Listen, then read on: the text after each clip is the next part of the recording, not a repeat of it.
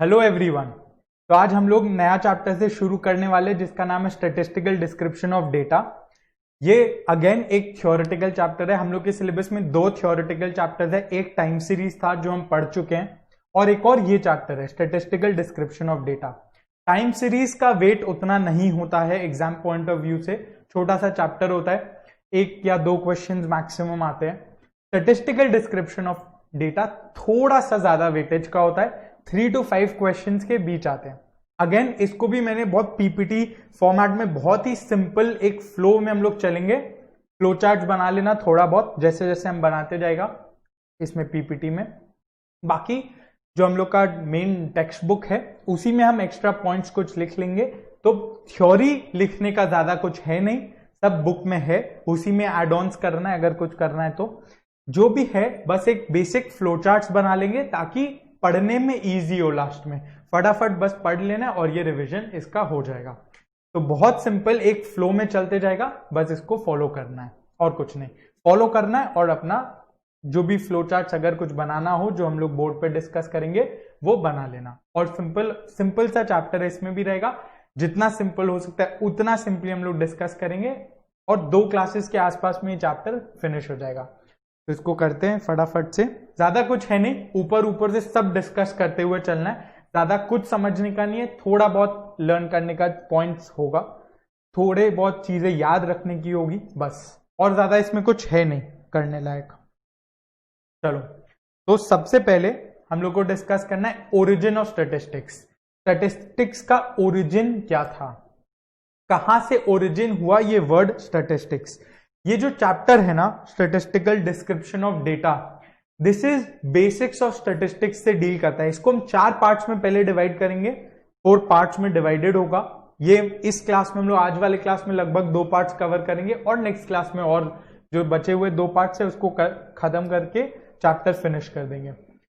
ये chapter deal किससे करता है एक बार ये जानते हैं। बेसिक्स ऑफ स्टैटिस्टिक्स जो है, स्टैटिस्टिक्स आया कहां से, उसका लिमिटेशंस क्या है, उसका एप्लीकेशंस कहां है, फिर डेटा के बारे में बात करेंगे, डेटा क्या होता है, उसकी क्लासिफिकेशंस क्या होते हैं, फिर स्टैटिस्टिक्स का प्रोसेस क्या होता है, कैसे यूज होता है, कहां यूज होता है, वगैरह वगैरह, बेसिक्स ऑफ स्टैटिस्टिक्स। और ये चैप्टर अभी लेने का पर्पस क्या है कि हमने मेजर चैप्टर्स कवर कर चुका है, हमने मेजर चैप्टर्स कवर कर लिया है, तो इसलिए आप लोग को ऑलरेडी पता है कि कौन सा चैप्टर का यूज क्या है।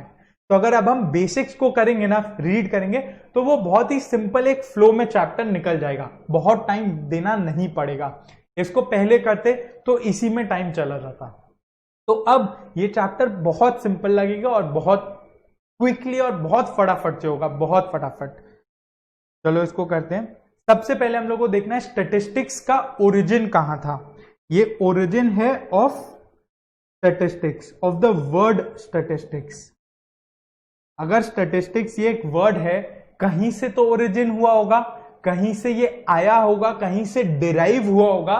वो कहां से डिराइव हुआ उसमें बोला जाता है ये 4 जगह इसका ओरिजिन लाई करता है। एक लैटिन में, लैटिन अमेरिका जिसको बोलते हैं, इटालियन, जर्मन, फ्रेंच, तो ये 4 लैंग्वेजेस से इसका ओरिजिन है। अब जाहिर सा बात है अगर ओरिजिनेटिंग लैंग्वेजेस अलग अलग हैं तो जो टर्म से ये ओरिजिनेट हुआ वो टर्म भी अलग लैंग्वेज में अलग होगा। जैसे क्या देखते हैं, लैटिन में इसका ओरिजिन किस वर्ड से हुआ है, किस शब्द से लैटिन से ओरिजिन हुआ है। लैटिन में ये हुआ है एक वर्ड जिसका नाम है स्टेटस से ये ओरिजिन हुआ है। लैटिन वर्ड स्टेटस से स्टैटिस्टिक्स का ओरिजिन हुआ है। अब status, Latin is a little important, Latin हम लोग के लिए थोड़ा इंपॉर्टेंट है जानना।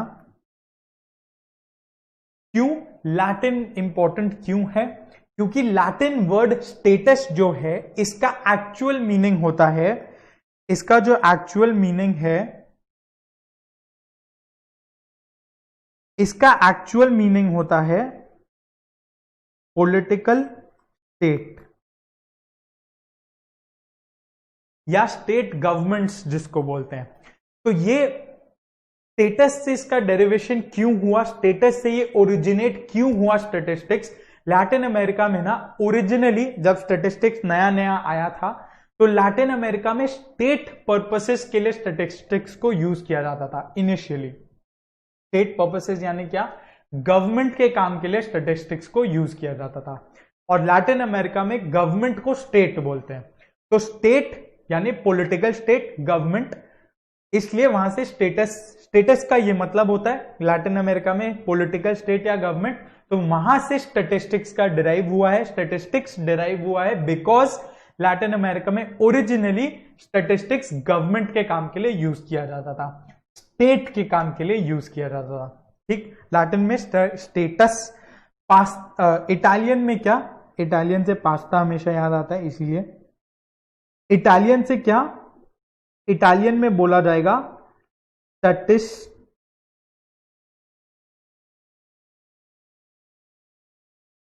स्टैटिस्टा, इटालियन में बोला जाएगा स्टैटिस्टा।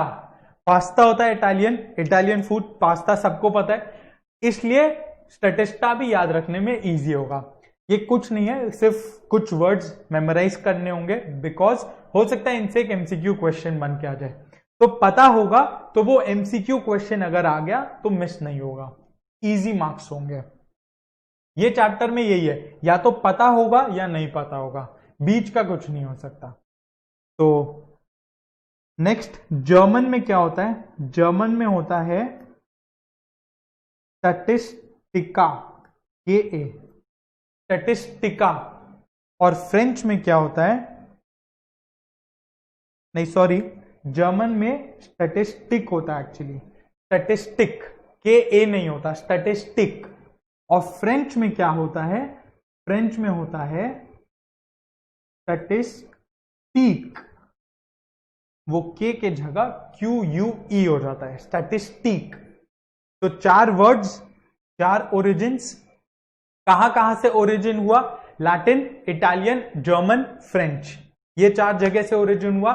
लैटिन हमारे लिए इंपॉर्टेंट है, स्टेटस, लैटिन का स्टेटस है वो इंपॉर्टेंट है, क्योंकि स्टेटस का मतलब पॉलिटिकल स्टेट या गवर्नमेंट, जो लैटिन अमेरिका में सबसे पहले स्टेट के काम के लिए स्टैटिस्टिक्स को यूज किया जाता था।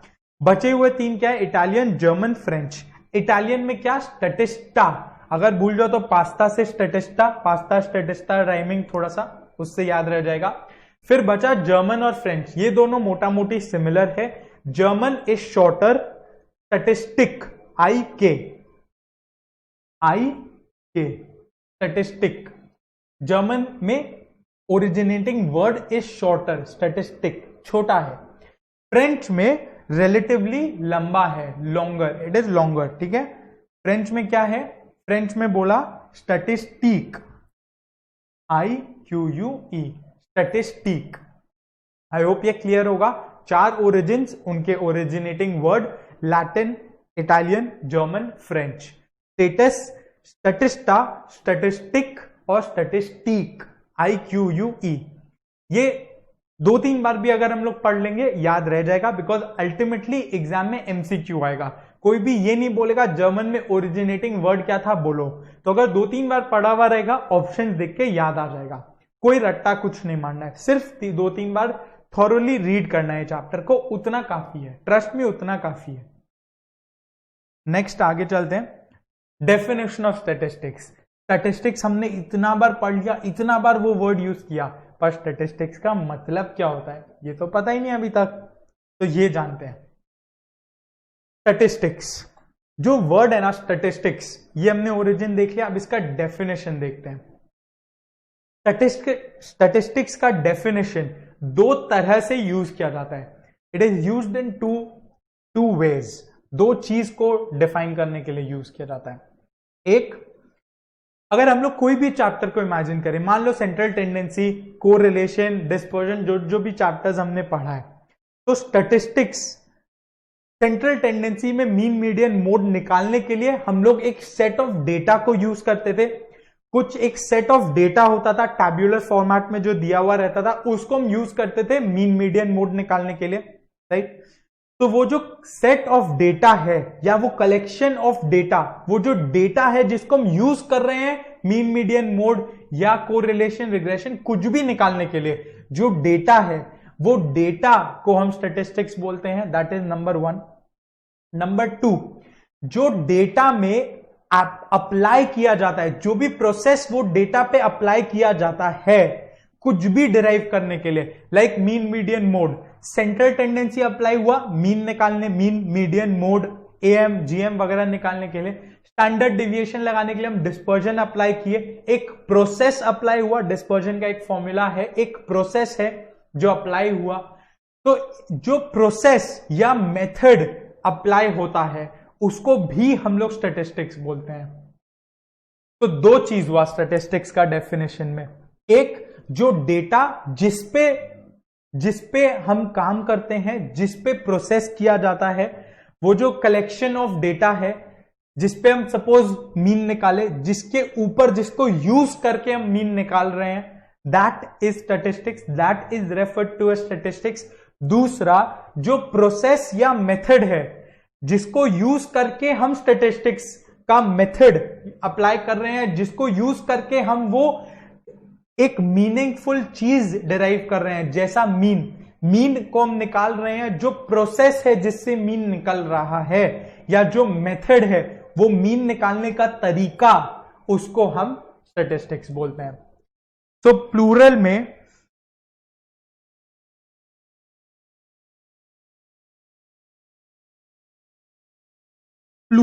जब हम बोलेंगे प्लूरल डेफिनेशन क्या है? इट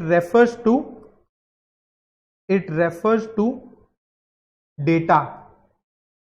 अब डेटा दोनों हो सकता है, क्वालिटेटिव, क्वांटिटेटिव, ये हम बाद में पढ़ेंगे। अभी हम डेटा के डिटेल्स में नहीं जा रहे, बस यहां लिख लो क्वालिटेटिव, सबसे पहले क्वांटिटेटिव होगा हमेशा।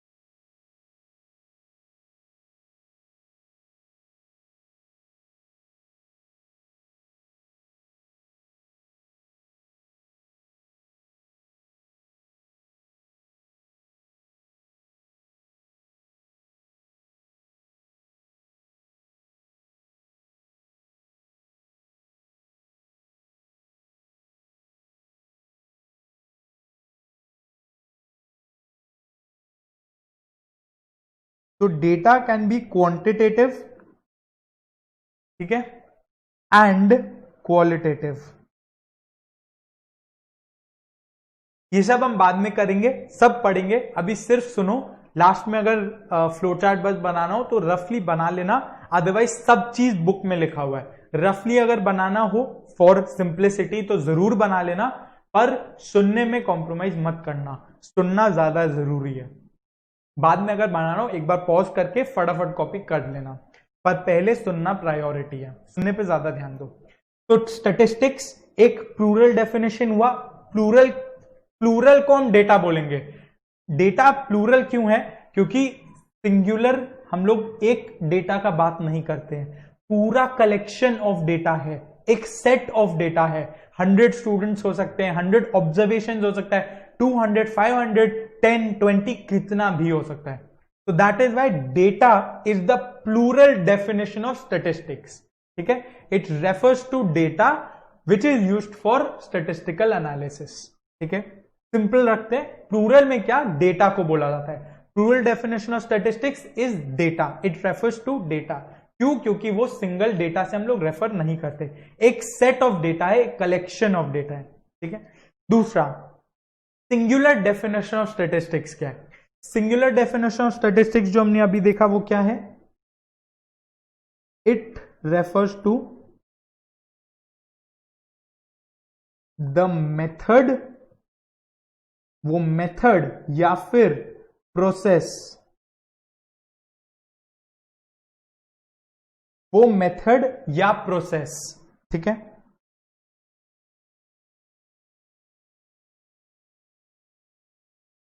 मेथड या प्रोसेस ऑफ स्टैटिस्टिकल एनालिसिस। अब ये मेथड या प्रोसेस में सब कुछ कवर हो जाता है, collecting, analysing, classification of data, सब कवर हो जाता है। स्टैटिस्टिकल प्रोसेस एक पूरा प्रोसेस है, राइट फ्रॉम हम डेटा कलेक्ट करते हैं, अभी हम आगे देखेंगे स्टैटिस्टिकल प्रोसेस क्या होता है। डेटा कलेक्ट करेंगे, उसको एनालाइज करेंगे और उसको प्रेजेंट करेंगे, ठीक है।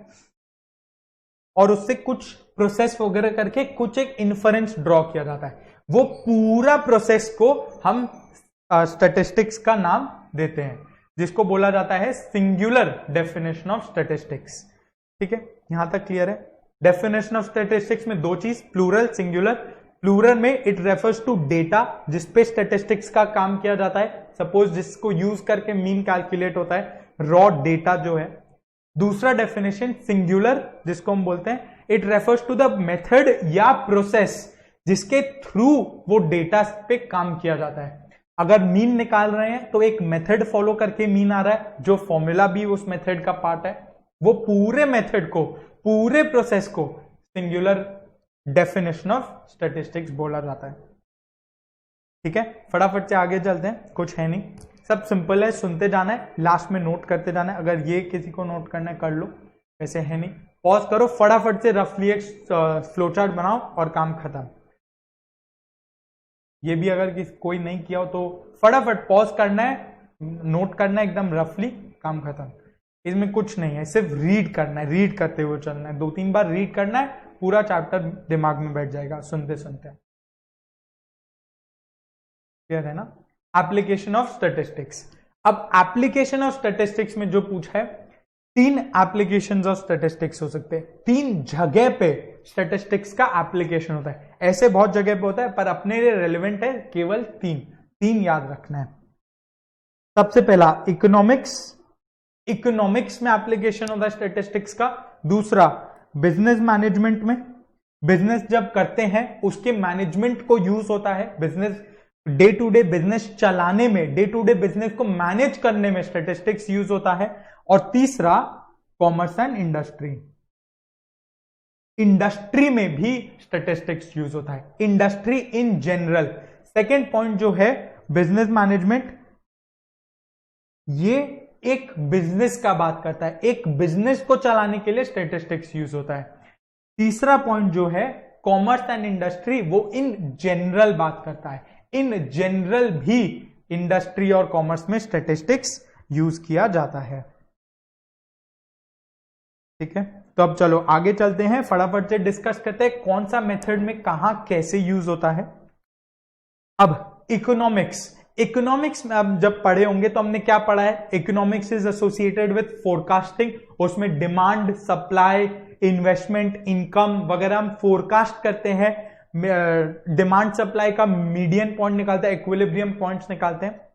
तो इकोनॉमी में, इकोनॉमिक्स में डिमांड सप्लाई वगैरह से डील होता है।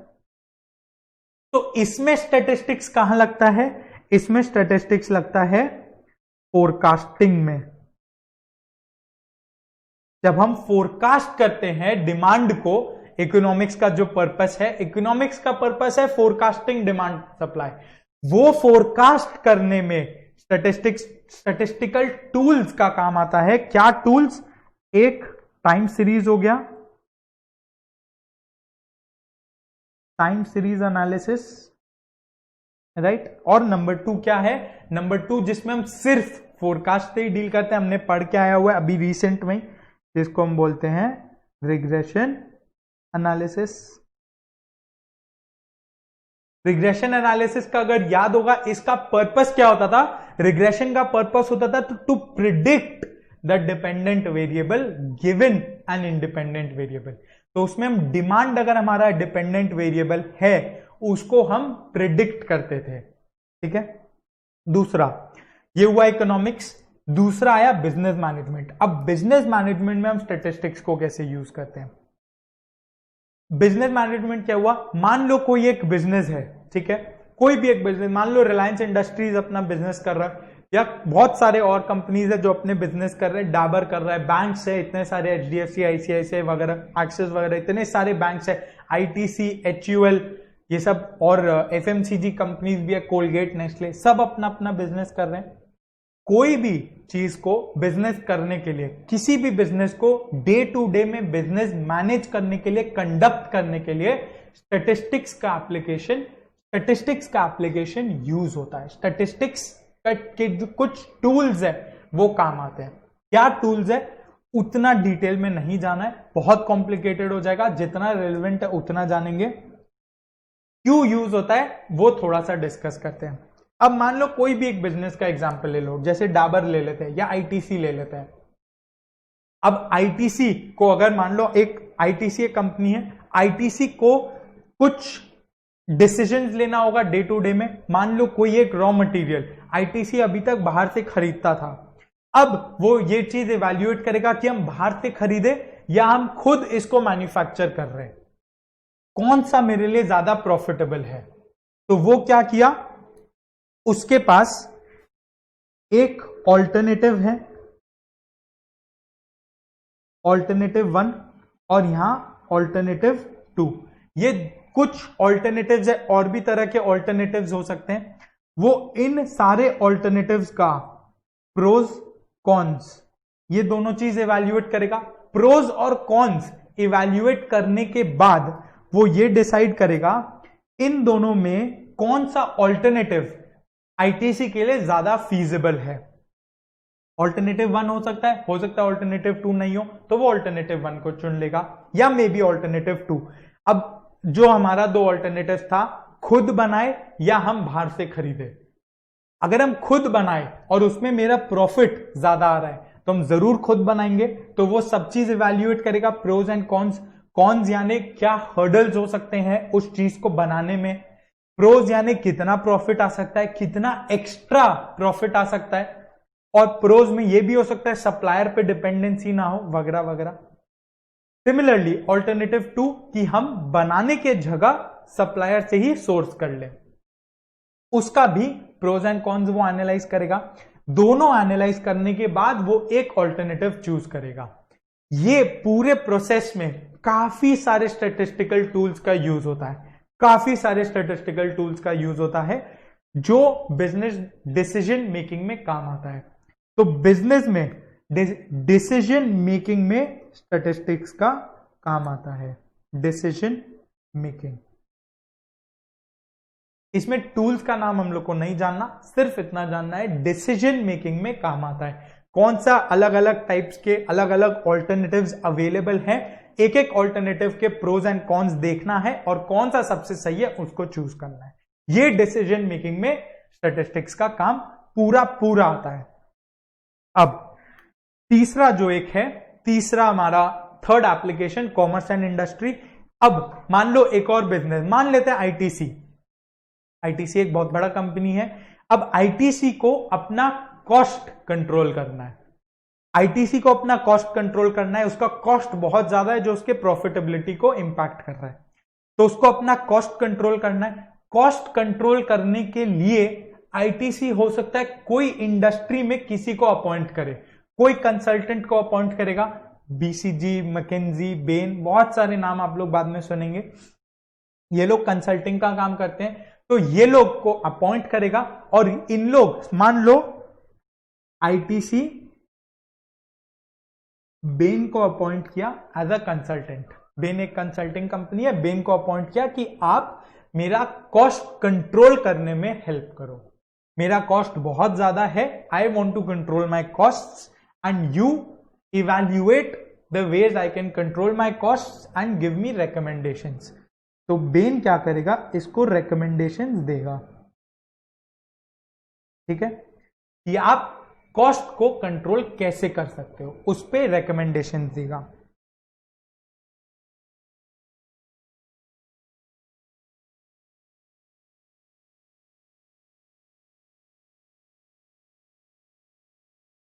अब वो रिकमेंडेशन देने के लिए ना बेन को बहुत सारे प्रोसेसेस फॉलो करने पड़ेंगे, उसको भी डिसीजन मेकिंग करना होगा कि हम अगर 10 तरह का कॉस्ट है, मान लो कुछ कॉस्ट फिक्स्ड होंगे, कुछ वेरिएबल कॉस्ट होंगे, बाद में पढ़ोगे क्या होता है, ये सब इतना नहीं जानना है। वो कॉस्ट को कंट्रोल कैसे करे, अलग अलग प्रोसेस अप्लाई करेगा बेन एंड कंपनी। बेन जब वो प्रोसेस अप्लाई करेगा तो वो स्टैटिस्टिकल टूल्स का हेल्प लेगा कि वो अलग अलग टूल्स यूज करेगा कॉस्ट को कंट्रोल करने में, किससे कितना कॉस्ट कंट्रोल हो पा रहा है। फिर लास्ट में जाके वो आईटीसी को बोलेगा कि आप इस कॉस्ट को इस तरह से इतना कंट्रोल कर सकते हैं। तो ये बेन यानी बेन क्या हुआ, इंडस्ट्री पार्टिसिपेंट। इंडस्ट्री में भी कंपनीज ये स्टैटिस्टिकल टूल्स को यूज करते हैं और वो सारे टूल्स को यूज करते हैं, वो हर चीज को यूज करेंगे। सेंट्रल टेंडेंसी, डिस्पर्जन, वो लोग स्टैंडर्ड डेविएशन वगैरह को बहुत कॉमनली यूज करते हैं, तो सेंट्रल टेंडेंसी डिस्पर्जन को यूज किया। उसके बाद रिग्रेशन कोरिलेशन को भी यूज करते हैं। कोरिलेशन कैसे, अगर हम इस कॉस्ट को गिराए तो उससे मेरा प्रॉफिट कितना बढ़ता जाएगा, तो correlation, cost and profitability are inversely correlated. Cost अगर गिरेगा प्रॉफिट बढ़ता जाएगा, जाहिर सा बात है। तो ये सब टाइम सीरीज, इंडेक्स नंबर सभी यूज करते हैं ये लोग। टाइम सीरीज एनालिसिस करते हैं, पास्ट कॉस्ट को लेके आते हैं, पास्ट कॉस्ट को सारा रेवेन्यू को के हिसाब से कंपेयर करते हैं, इंडेक्स नंबर यूज करते हैं, इंडेक्स करते हुए कॉस्ट को एनालाइज करते हैं। बेसिकली जो भी चैप्टर्स हमने पढ़ा है सब कुछ को ये लोग यूज करते हैं। यहां तक क्लियर है। तो अब एप्लीकेशन ऑफ स्टैटिस्टिक्स का अगर हम बात करें, ये एप्लीकेशन ऑफ स्टैटिस्टिक्स है। अगर हम एप्लीकेशन ऑफ स्टैटिस्टिक्स का बात करें तो 3 जगह एप्लीकेशन स्टैटिस्टिक्स का एप्लीकेशन होता है, economics, business management, commerce and industry. Economics में कैसे, फोरकास्ट करने के लिए डिमांड एंड सप्लाई। फोरकास्ट करने के लिए 2 टूल्स है हमारे पास जो हमने पढ़ा है, टाइम सीरीज और रिग्रेशन। टाइम सीरीज को भी पास्ट ट्रेंड्स को समझ के फ्यूचर ट्रेंड कैसा होना चाहिए ये हम फोरकास्ट कर सकते हैं, सीजनैलिटी वगैरह को यूज करके। टाइम सीरीज हमने पढ़ा है। रिग्रेशन का तो डेफिनेशन ही होता है कि वो फोरकास्ट करवाने में हेल्प करता है, प्रिडिक्ट करने में हेल्प करता है, एस्टिमेट करने में हेल्प करता है, तो रिग्रेशन यूज होता है। बिजनेस मैनेजमेंट में हम डिसीजन मेकिंग में स्टैटिस्टिक्स को यूज करते हैं, डिफरेंट ऑल्टरनेटिव्स को इवैल्यूएट करके एक ऑल्टरनेटिव चूज करते हैं। कॉमर्स एंड इंडस्ट्री में भी जब हम इंडस्ट्री में किसी को हायर करते हैं तो वो इंडस्ट्री पार्टिसिपेंट भी जाके बहुत सारे स्टैटिस्टिकल टूल्स का बहुत सारे स्टैटिस्टिकल टूल्स को यूज करेगा।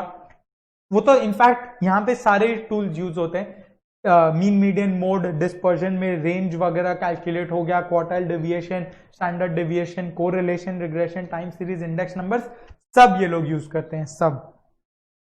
तो 3 जगह स्टैटिस्टिक्स का काम आता है, economics, business management, commerce and industry. इतना ही सब चीज ध्यान में रखना है। अब स्टैटिस्टिक्स के यूजेस हमने देख लिए, अब आता है लिमिटेशन ऑफ स्टैटिस्टिक्स।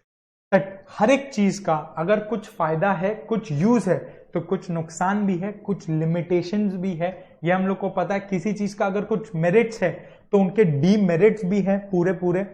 तो हमने इसका यूजेस पढ़ लिया, एप्लीकेशंस पढ़ लिया, अब हम पढ़ेंगे इनका लिमिटेशंस।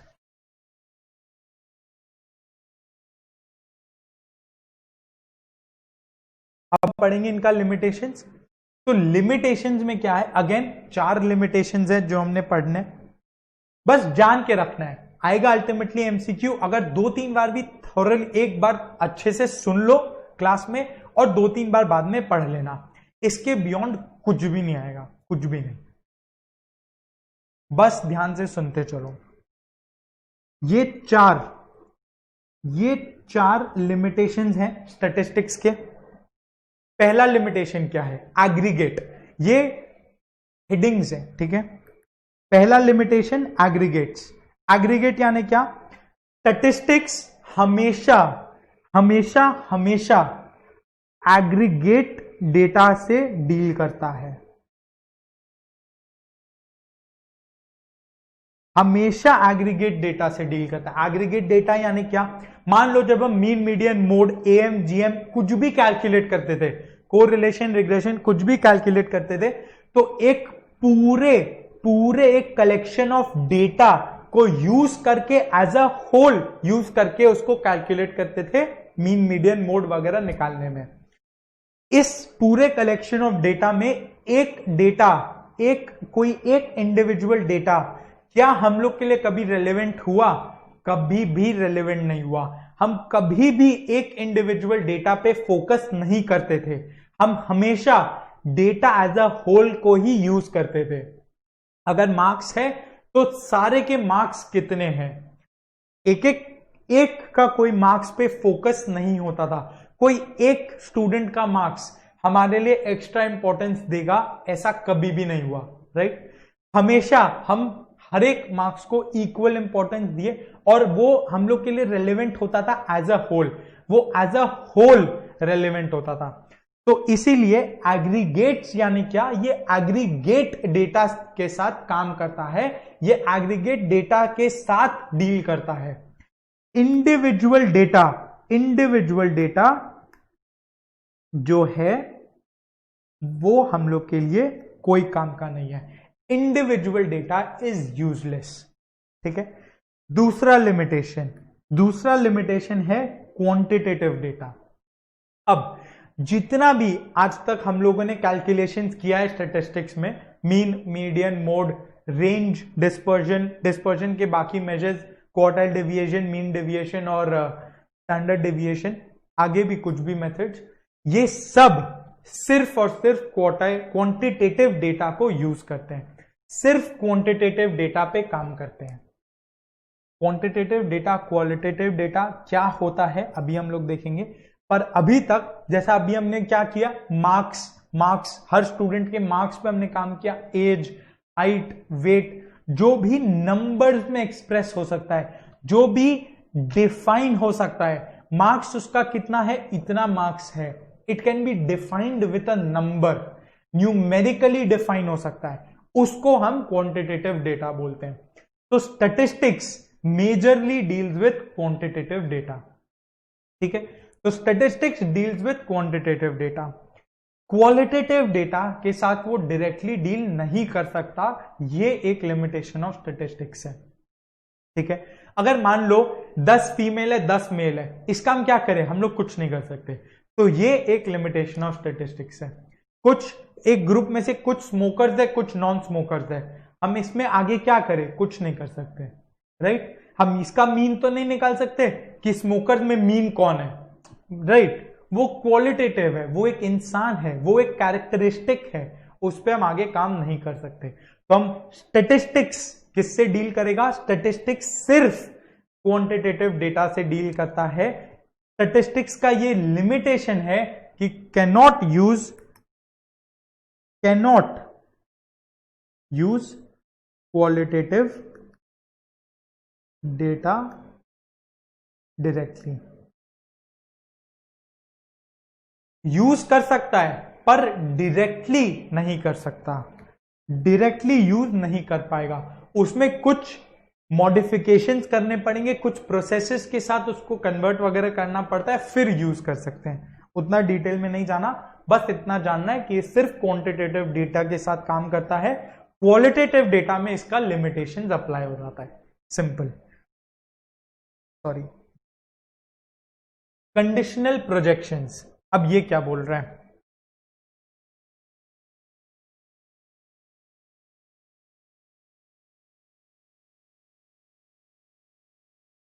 कंडीशनल प्रोजेक्शंस बोलता है, अभी हमने देखा कि स्टैटिस्टिक्स, ये हम लोग को पता है, statistics involves is associated with future projection. इसमें हमारा काम है कि हम डेटा को प्रिडिक्ट करें, वेरिएबल को प्रिडिक्ट करें।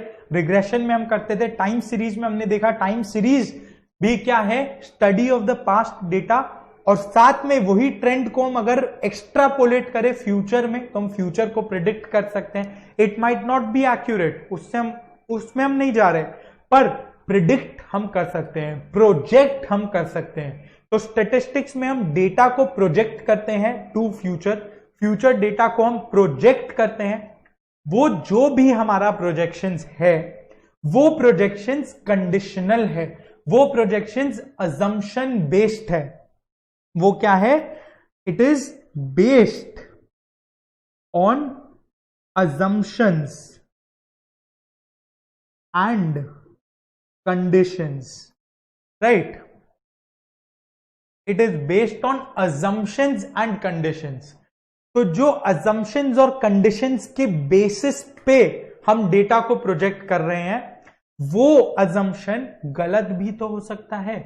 वो assumption अगर गलत हुआ तो जो डेटा को हम प्रेडिक्ट किया है, जो डेटा को हमने प्रेडिक्ट किया है, जो assumption यूज करके डेटा प्रेडिक्ट किया है, वो डेटा भी बेसलेस होगा, वो डेटा भी गलत होगा.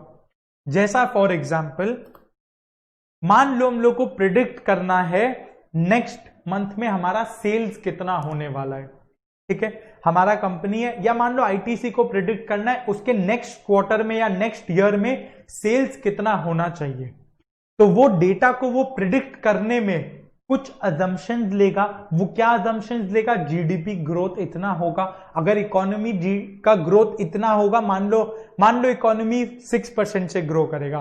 अगर इकोनॉमी 6% से ग्रो करेगा और मेरा मार्केट शेयर इतना है, तो मेरा कंपनी इतना से ग्रो करना चाहिए. मान लो आईटीसी का मार्केट शेयर 50% है. ठीक है, तो आईटीसी शुड ग्रो बाय लगभग 4 to 5% ओवरऑल, क्योंकि अगर इकोनॉमी 6% से ग्रो कर रहा है, उसका मार्केट शेयर इतना है. ये एक रफ कैलकुलेशन है, 3 to 4%. और भी बहुत डिटेल कैलकुलेशन हो सकता है, उसमें हम लोग नहीं जा रहे. खाली एक तुम लोग को फीलर दे रहा है कि प्रोजेक्ट कैसे होता है, राइट? मान लो ऑटो कंपनीज है, मारुति, हीरो, बजाज, इन लोग को ये प्रेडिक्ट करना है हम लोग का सेल्स कितना होगा. उस प्रेडिक्शन के हिसाब से ये अपना प्रोडक्शन प्लान करेंगे.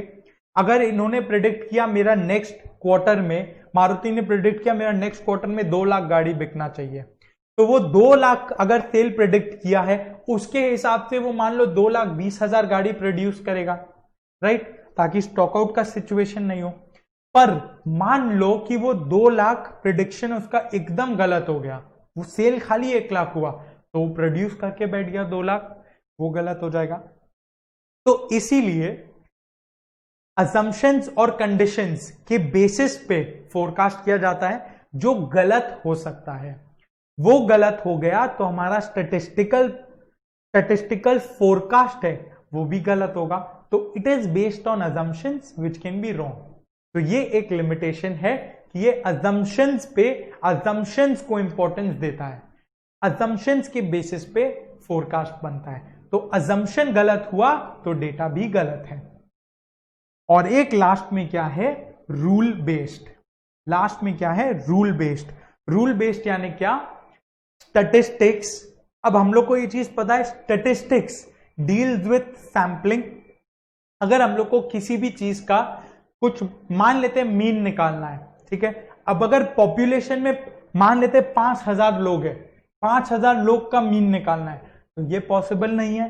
अगर कंप्यूटर है तो पॉसिबल है, पर मान लेते हैं हम मैनुअल, जब हम स्टैटिस्टिक्स का बात करेंगे हम सब मैनुअल का बात करेंगे.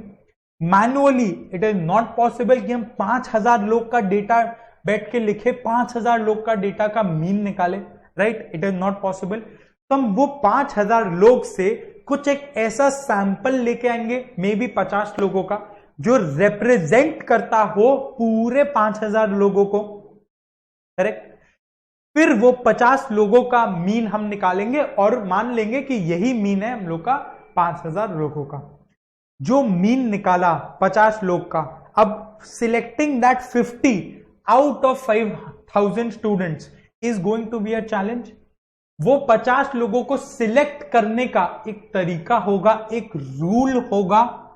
तो there are certain rules for calculating, for taking out samples out of the total population.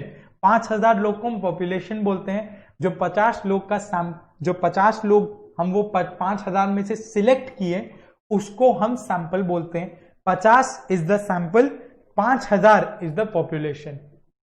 जो सैंपल हमने सिलेक्ट किया वो कुछ रूल के हिसाब से सिलेक्ट होगा. रैंडमली आप नहीं सिलेक्ट करोगे, क्या चलो ये अच्छा लग रहा है इसको ले लो, ये अच्छा लग रहा है इसको ले लो, ये अच्छा लग रहा है इसको ले लो.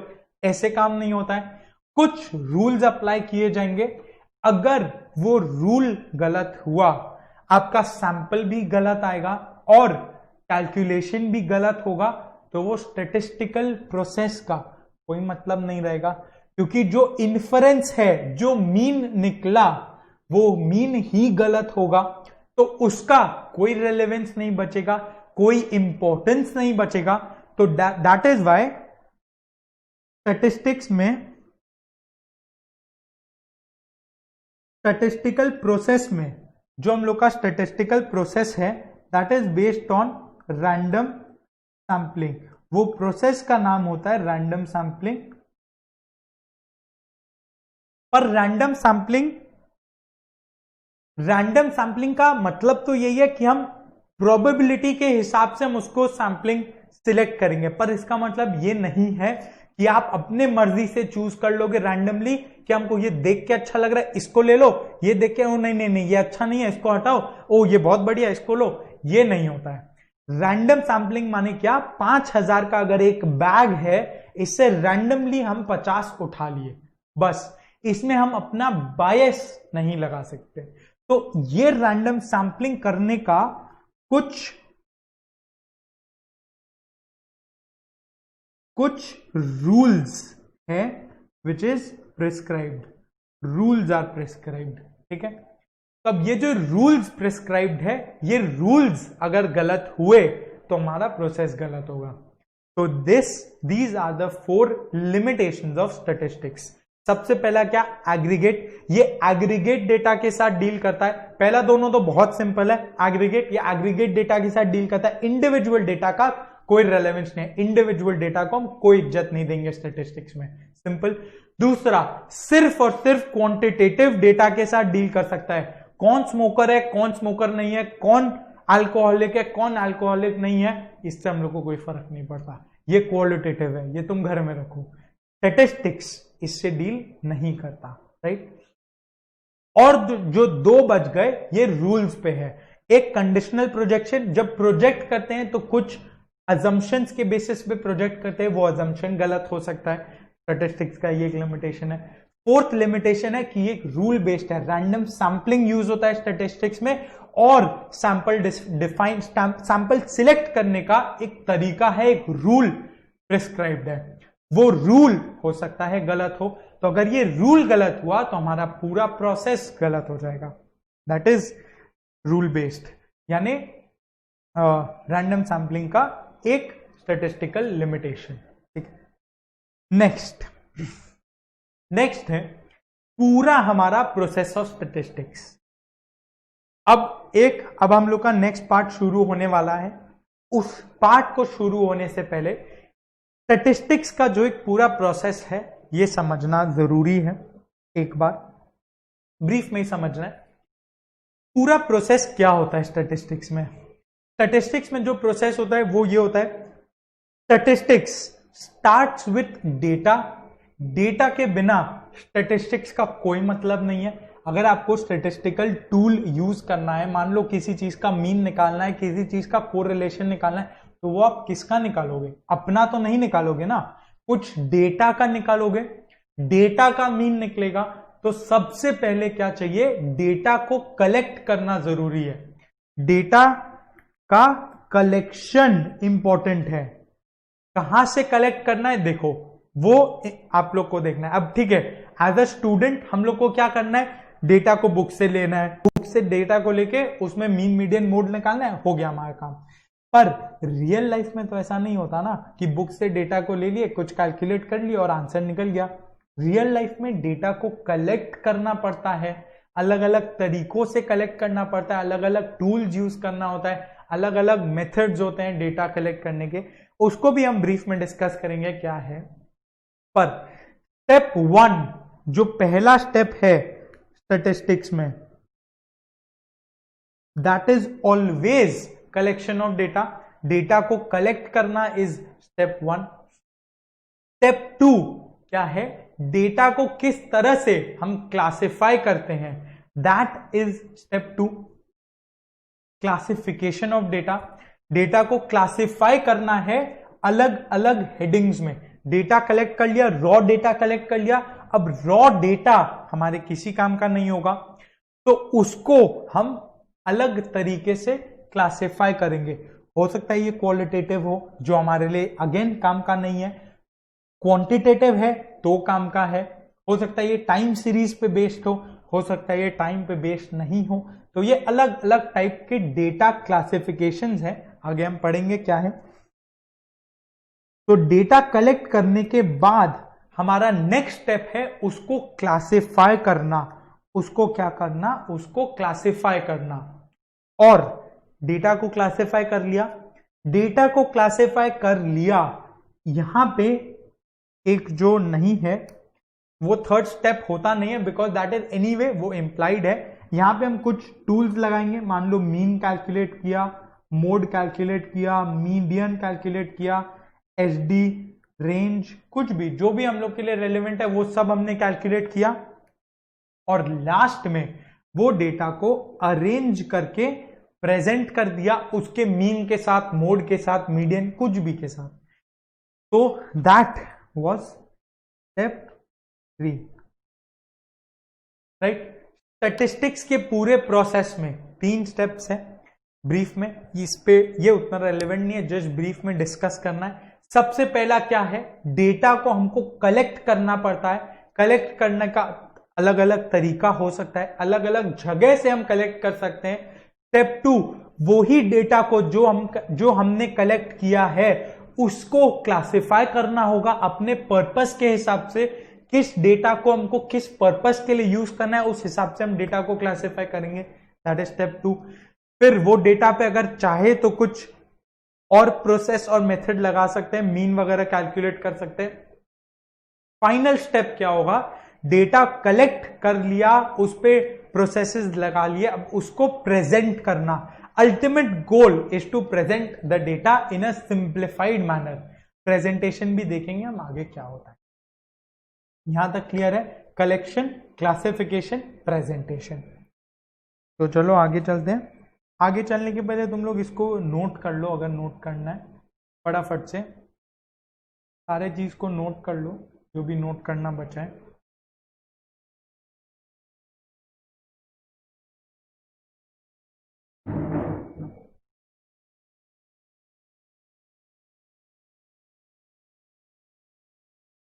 लिमिटेशन को फटाफट से देख लो एक बार, जल्दी जल्दी इसको नोट कर लो, कैलकुलेट कर, कॉपी कर लो, रफली करना है सब। जहां पे भी है पॉज कर लो और कर लो एक बार, ज़्यादा टाइम नहीं देना इन सब में।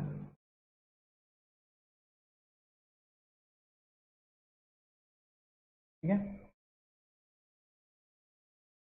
तो अब हम पार्ट 2 के साथ शुरू करते हैं।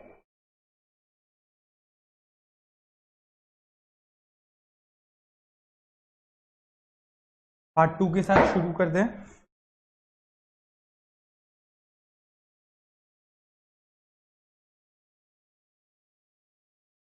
पार्ट 2 में अब इसमें एक बेसिक क्लासिफिकेशन जानना जरूरी है, जबकि सबसे पहला प्रोसेस हमने पढ़ा था that was collection of data. तो हम कलेक्शन का ही बात सबसे पहले करने वाले हैं। पर जब बहुत बार data data data data word सुन रहे हैं तो मन में बार बार आ रहा होगा ना, अरे डेटा एग्जैक्टली है क्या, डेटा को हम बोलते क्या है। तो वो डेटा वर्ड जो है उसको आज एक बार डिफाइन कर ही देते हैं, बाद में और इसका क्लासिफिकेशन आएगा। पर जो एक बेसिक, बहुत बेसिक और बहुत लॉजिकल, जो तुम लोग नहीं भी अगर हम बताए तो भी समझ जाएगा, पर एक बार बताना जरूरी है, बहुत बेसिक और बहुत लॉजिकल जो डेटा का क्लासिफिकेशन है वो इधर फटाफट से एक बार देख लेते हैं।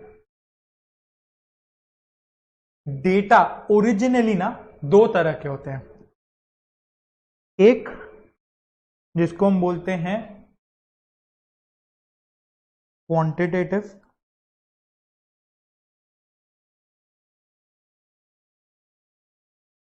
ठीक है,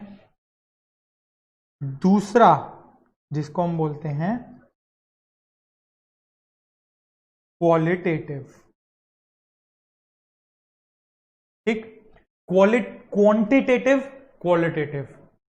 क्वांटिटेटिव क्या है, क्वांटिटेटिव वो डेटा है, क्वांटिटेटिव डेटा उसको बोलते हैं जो मेजरेबल है, वो मेजरेबल है। ठीक है, ये इसका कैरेक्टरिस्टिक है, क्वांटिटेटिव डेटा इज मेजरेबल, वो मेजर कर सकते हैं, हम उसको मेजर कर सकते हैं। Quantitative data is non measurable, obviously ये नॉन मेजरेबल है। अब अगर इसका एग्जांपल्स देखें, क्वांटिटेटिव डेटा का एग्जांपल्स क्या है, हमने देखा हुआ है marks, age, height, weight etcetera. ये हो गया एग्जांपल्स ऑफ क्वांटिटेटिव डेटा। और क्वालिटेटिव डेटा का एग्जांपल्स क्या है, ड्रिंकिंग हैबिट्स मान लो, ड्रिंकिंग हैबिट्स, कुछ अच्छे बच्चे जो नहीं पीते, कुछ जो लोग पीते वो भी। तो drinking habits, again drinking is injurious to health. Smoking के लिए बोलते हैं पर ठीक है, ड्रिंकिंग के लिए भी बोल सकते हैं। वापस स्मोकिंग हैबिट्स, ड्रिंकिंग हैबिट हो गया, स्मोकिंग हैबिट हो गया। Gender, male female, qualitative characteristic है, it can not be measure. Male को कैसे मेजर करे, फीमेल को कैसे मेजर करे, not possible to measure, non measurable characteristic है। It is a characteristic which can not be measured in numbers, ठीक है। जेंडर हो गया, मेल फीमेल। उसके बाद नेशनैलिटी,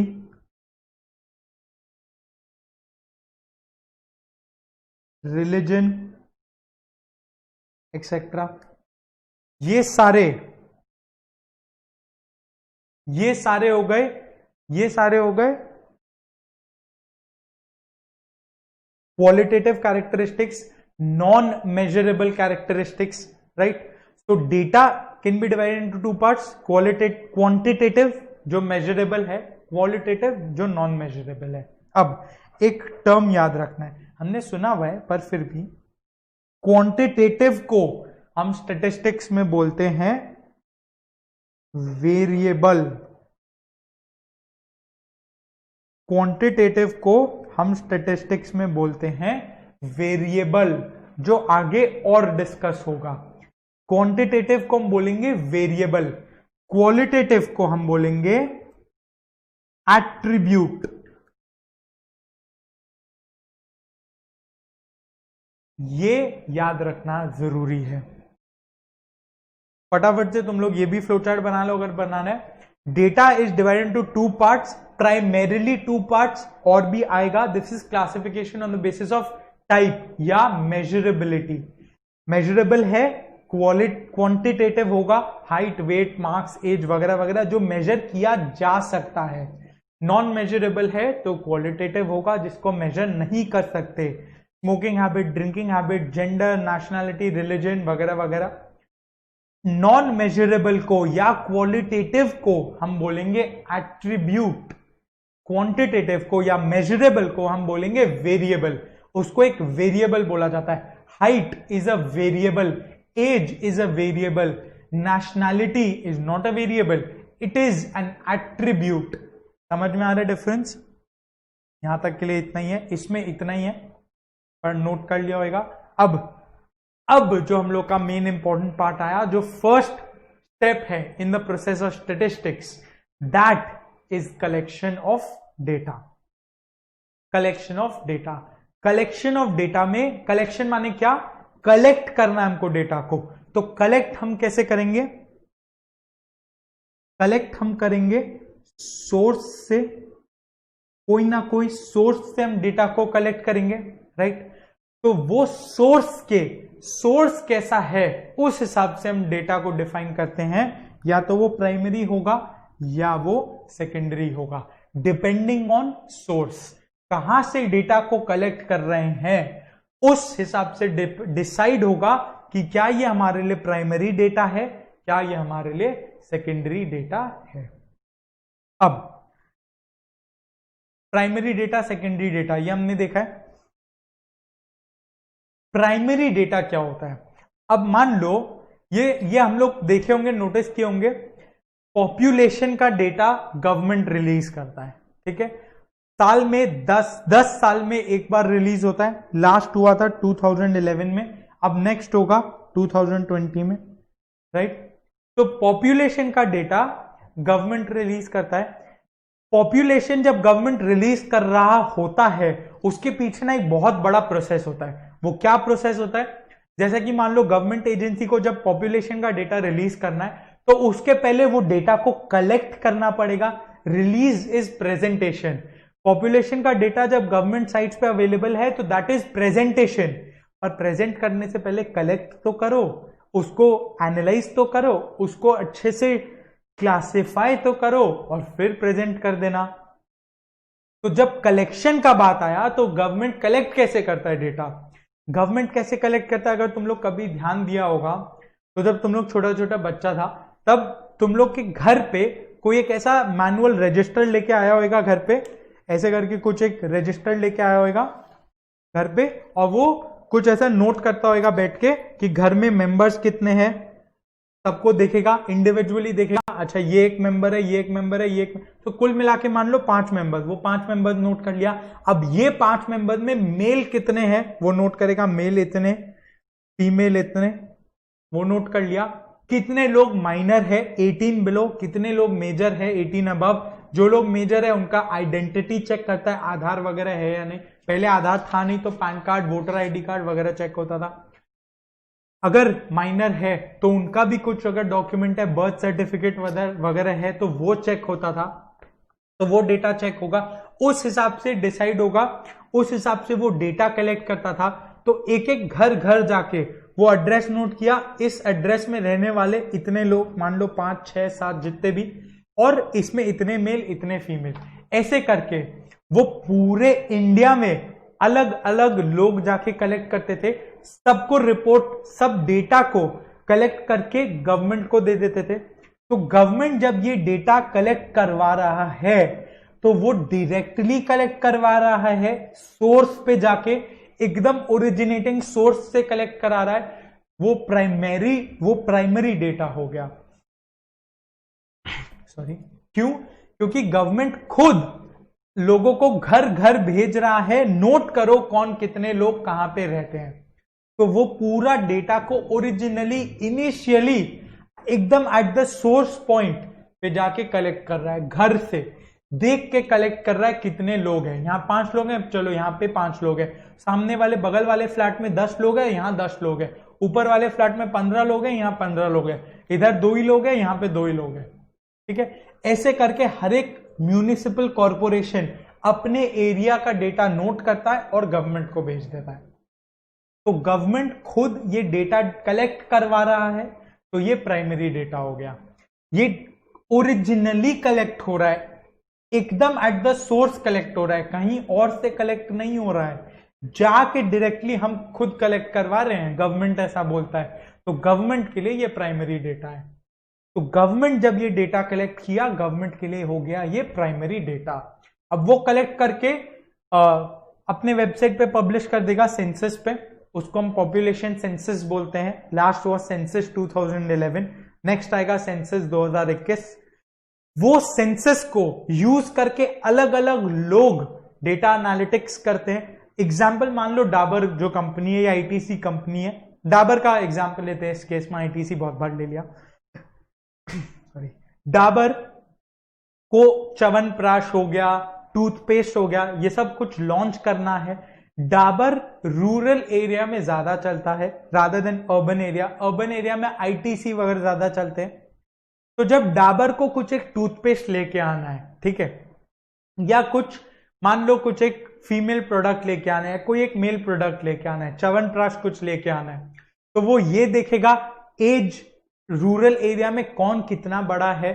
अगर मान लो यंग लोगों का पॉपुलेशन ज्यादा है, नौजवान लोग ज्यादा है, तो वो उन लोगों के लिए कुछ एक प्रोडक्ट लेके आएगा च्यवनप्राश टाइप। और वही च्यवनप्राश को मान लो अगर एजेड लोग, एल्डर पीपल, बूढ़े लोग जो है वो लोग भी अगर ज्यादा है तो वो उनके लिए भी कुछ मॉडिफाई करके एक और प्रोडक्ट ले आएगा च्यवनप्राश 50+ बोल के। जिन लोग का एज 50+ है ये उनके लिए। तो डाबर को प्रोडक्ट निकालने के लिए कुछ डेटा एनालाइज करना होगा कि मेरे लिए कौन सा प्रोडक्ट ज्यादा प्रॉफिटेबल होगा। तो वो प्रोडक्ट लॉन्च करने से पहले जो पॉपुलेशन का डेटा अगर वो एनालाइज करेगा रूरल में कौन कितना है, किसका एज ग्रुप क्या है, कितने मेल है कितने फीमेल है, कौन सा स्टेट में रूरल पॉपुलेशन सबसे ज्यादा है, वो स्टेट पे वो डाबर टारगेट करेगा मार्केट को ज्यादा।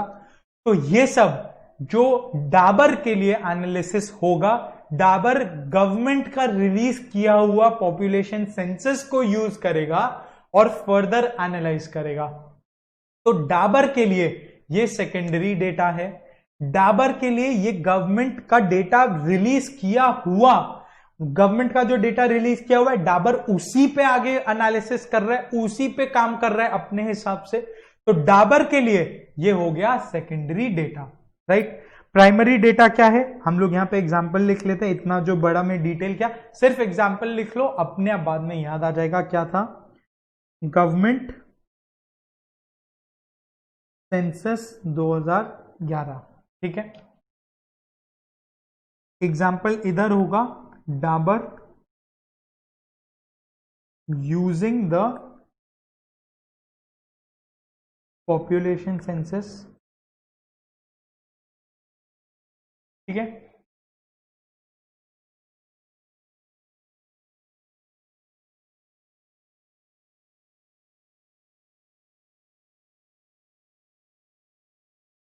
चलो, प्राइमरी डेटा सेकेंडरी डेटा, यहां तक क्लियर है क्या होता है प्राइमरी डेटा, क्या होता है सेकेंडरी डेटा।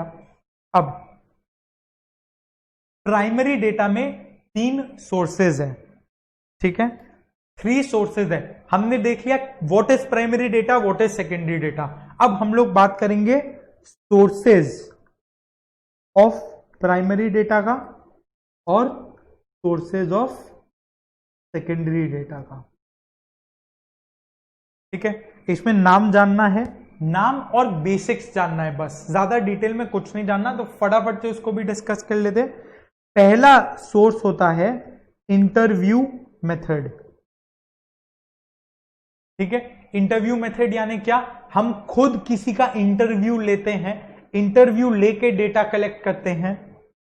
दूसरा क्या है, क्वेश्चनर मेथड। तीसरा क्या है, ऑब्जर्वेशन मेथड, ठीक है, ऑब्जर्वेशन मेथड। अब इंटरव्यू का बेसिक क्या हुआ, इंटरव्यू से सब समझ में आता है। इंटरव्यू क्या है, इंटरव्यू हम लेते हैं किसी का, जैसे गवर्नमेंट जब लोगों को घर पे भेजेगा, तो सपोज हम गवर्नमेंट एक एजेंट है, आपके घर पे आया, आपके घर पे आके तुम लोग से खुद पूछेगा कितने लोग रहते हैं, कितने मेल कितने फीमेल, आपका एज, बाकी लोगों का एज, पापा का नाम, मम्मी का नाम, भाई बहन का नाम वगैरह वगैरह।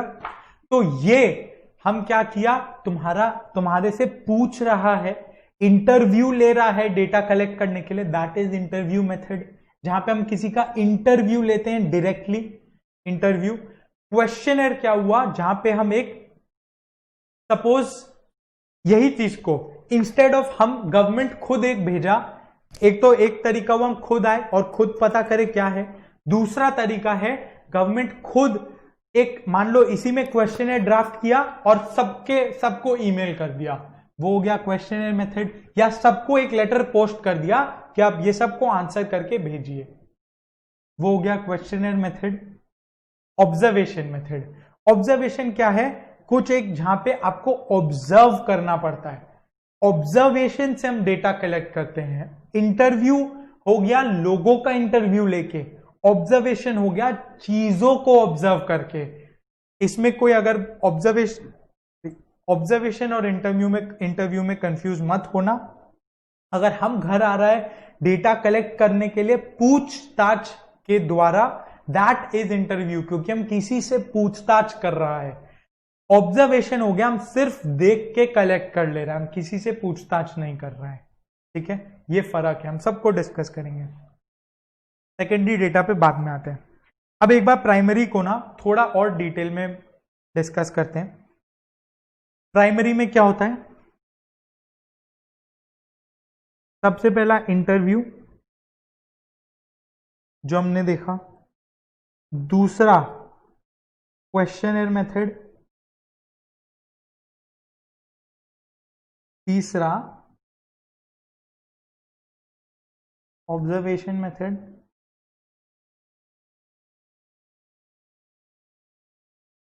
Right.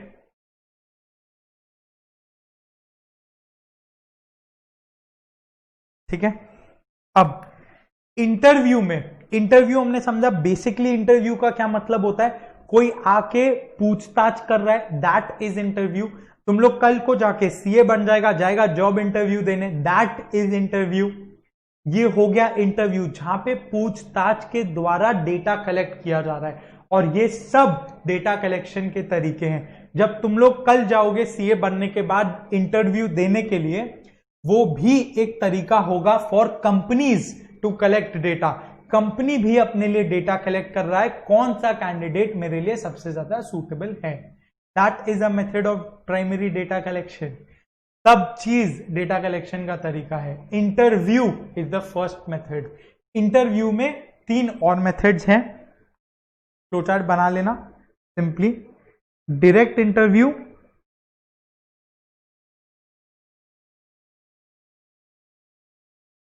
Indirect interview,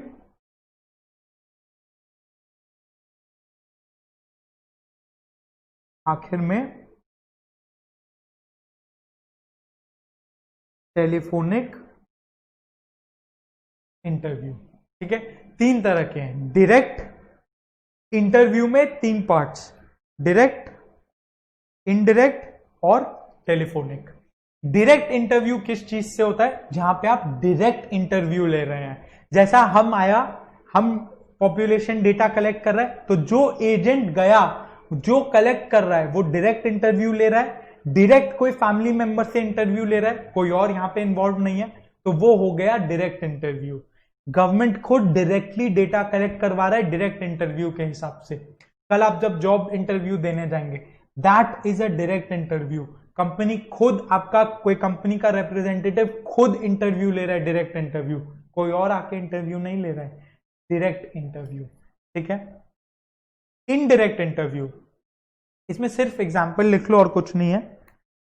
example government data collection या फिर जॉब इंटरव्यू, इससे समझ में आ जाएगा। इसका कुछ ऐसा डेफिनेशन वगैरह नहीं आता, एग्जाम्पल्स ही भले ही आता है। इनडायरेक्ट इंटरव्यू क्या है? इनडायरेक्ट इंटरव्यू इज, मान लो, इसको कैसे बोल सकते हैं, एग्जाम्पल मान लो डायरेक्ट इंटरव्यू में क्या हुआ, हम लोग आए, गवर्नमेंट एजेंट्स आए और खुद डेटा कलेक्ट किए, that is direct interview. Indirect interview में क्या हुआ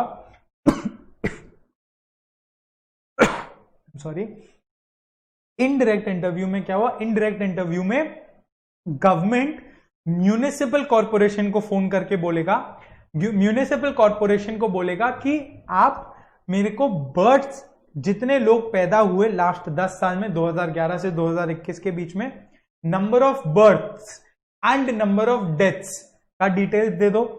तो 2011 का पॉपुलेशन प्लस नया जो बर्थ हुआ 2011 से 2021 के बीच में, माइनस जो जितने नंबर ऑफ डेथ्स हुए, अगर हम इसको करेंगे तो ये इनडायरेक्ट इंटरव्यू से मेरा आंसर आ जाएगा, मेरे को पॉपुलेशन डेटा मिल जाएगा।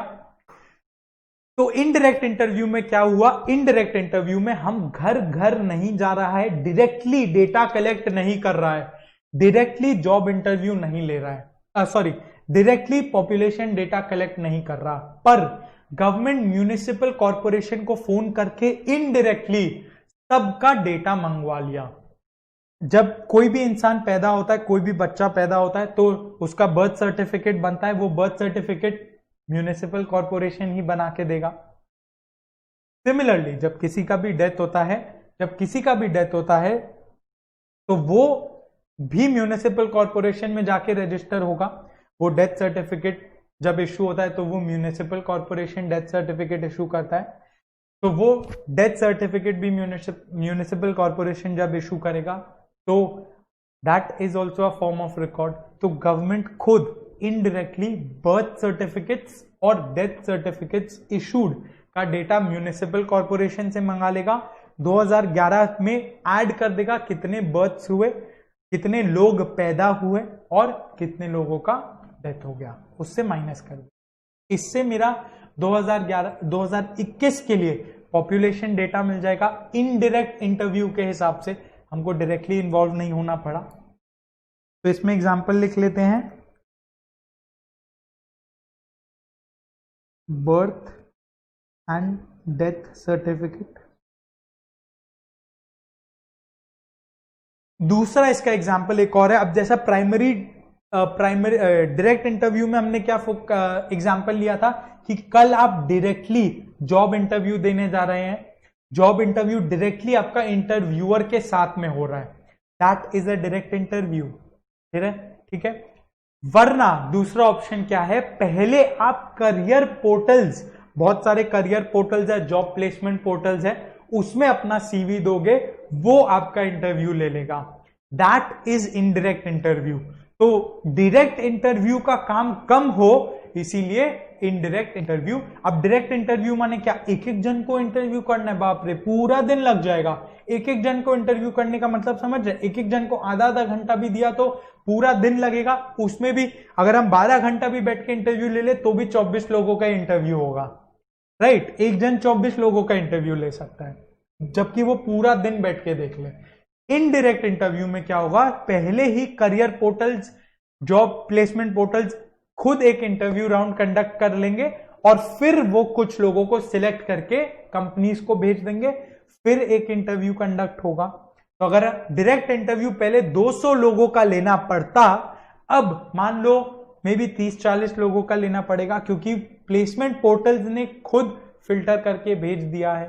तो प्लेसमेंट पोर्टल्स जो इंटरव्यू लेंगे दैट इज इनडायरेक्ट इंटरव्यू, क्योंकि वो कंपनी के बिहाफ पे इंटरव्यू ले रहे हैं, वो खुद इंटरव्यू नहीं ले रहे हैं। जब कंपनी खुद इंटरव्यू लेता है तो वो डायरेक्ट इंटरव्यू होता है, पर उनके बिहाफ में जब प्लेसमेंट पोर्टल्स इंटरव्यू ले रहे हैं दैट इज इनडायरेक्ट इंटरव्यू।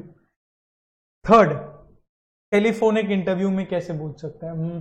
मान लो टेलीफोनिक इंटरव्यू में बहुत जन को ऐसा कॉल जाता होगा कि आपको क्रेडिट कार्ड चाहिए हमारे बैंक से। किसी का अगर HDFC बैंक में अकाउंट है तो HDFC बैंक वाला फोन करके बोलेगा सर प्लीज क्रेडिट कार्ड ले लीजिए, अभी ऑफर चल रहा है, life time free credit card आपको ऑफर दे रहे हैं, बस महीना का एक बिल आपको इसमें लिंक कर देना है।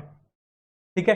वरना दूसरा एक फोन आएगा, सर प्लीज लोन ले लीजिए, 50,000 का लोन आपको तुरंत क्रेडिट कर देंगे, कोई झमेला नहीं है, कोई फॉर्मेलिटी नहीं है, सर प्लीज तुरंत लोन ले लीजिए। तो ये टेलीफोनिक इंटरव्यू, टेलीफोन या मोबाइल फोन यूज करके कन्विंस किया जाता है सामने वाले इंसान को। और बहुत लोग हैं जो चिढ़ जाएंगे, नहीं हमको कोई क्रेडिट कार्ड नहीं चाहिए, I don't use credit cards, कोई ये बोलेगा। दूसरा कोई होगा जो इंटरेस्टेड होगा कि हाँ बताइए क्या स्कीम है आपका। ठीक है। तो टेलीफोन इंटरव्यू भी एक होता है जहां पे टेलीफोन से आपका इंटरव्यू लिया जाता है। अब टाइम टेकन सबसे कम टेलीफोनिक इंटरव्यू में है और डायरेक्ट इंटरव्यू में सबसे ज्यादा है टाइम टेकन।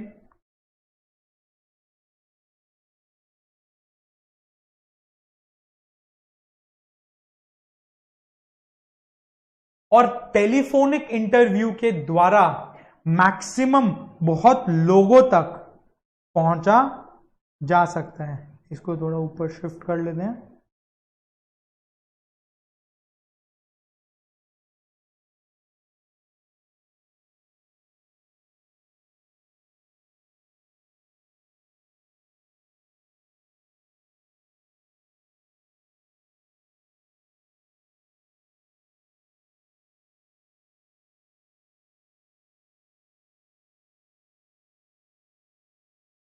ठीक है। टेलीफोनिक इंटरव्यू के द्वारा टाइम टेकन ऑब्वियसली कम है, क्योंकि एक फोन कॉल में ज्यादा टाइम नहीं लगता है, 1-1.5 मिनट मैक्सिमम। ये नॉर्मल फोन कॉल्स का बात कर रहा है, आप लोग वाला नहीं। तो 1-1.5 मिनट के फोन कॉल में काम हो जाएगा। काम का बात जो था क्रेडिट कार्ड लेना है, सामने वाला बोला नहीं आई एम नॉट इंटरेस्टेड, उसका काम हो गया, वो एक जन का इंटरव्यू ले लिया टेलीफोन के थ्रू। दूसरा को करेगा, ऐसे करके वो बहुत लोग को कवर कर सकता है। तो एरिया कवरेज टेलीफोन के द्वारा सबसे ज्यादा है इन तीनों मेथड में। Area coverage increases, area coverage या नंबर ऑफ पीपल, ज्यादा लोगों को हम कवर कर सकते हैं, उसको हम एरिया कवरेज बोल रहे हैं, यही टर्म यूज हो रहा है। ज्यादा लोगों को हम एक बार में कवर कर सकते हैं। अब सिंस हम ज्यादा लोगों को टेलीफोन से कवर कर रहे हैं, मान लो तुम लोग के पास आएगा तो आधे लोग बोलेंगे आई एम नॉट इंटरेस्टेड, या आधे लोग फोन ही नहीं उठाएंगे, जैसे हम मेरे में ये सब स्पैम बोल के दिखाते तो फोन नहीं उठाता। तो कुछ लोग मेरी तरह भी होंगे जो लोग रिस्पॉन्स ही नहीं करेंगे, ठीक है। तो इसमें क्या होता है, non response.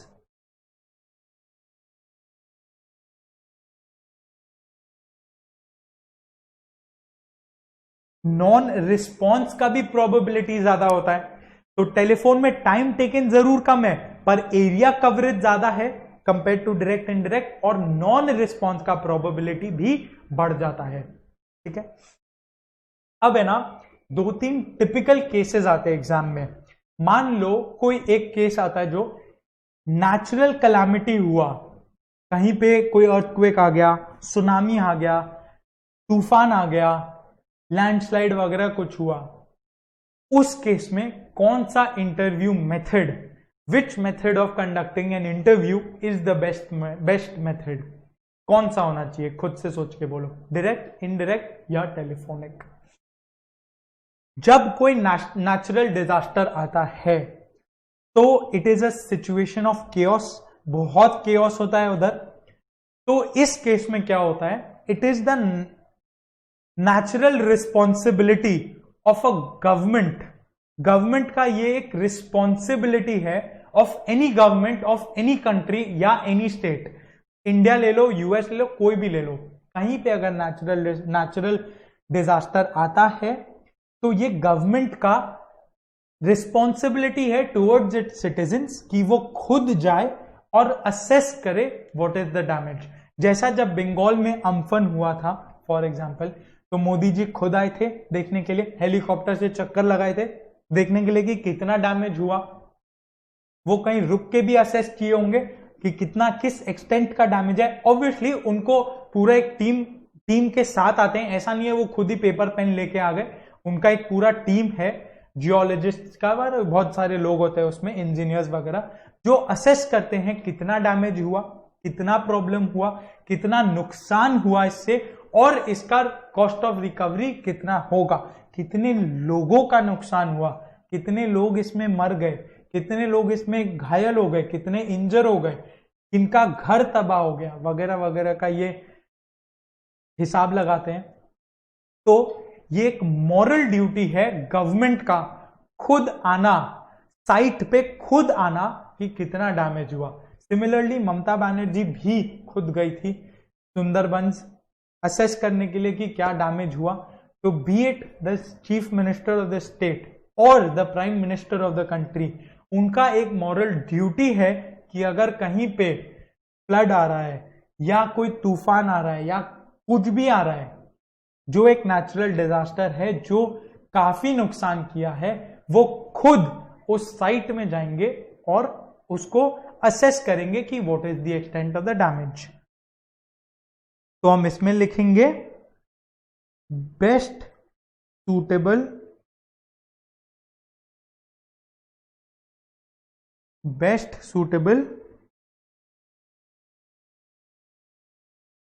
in case of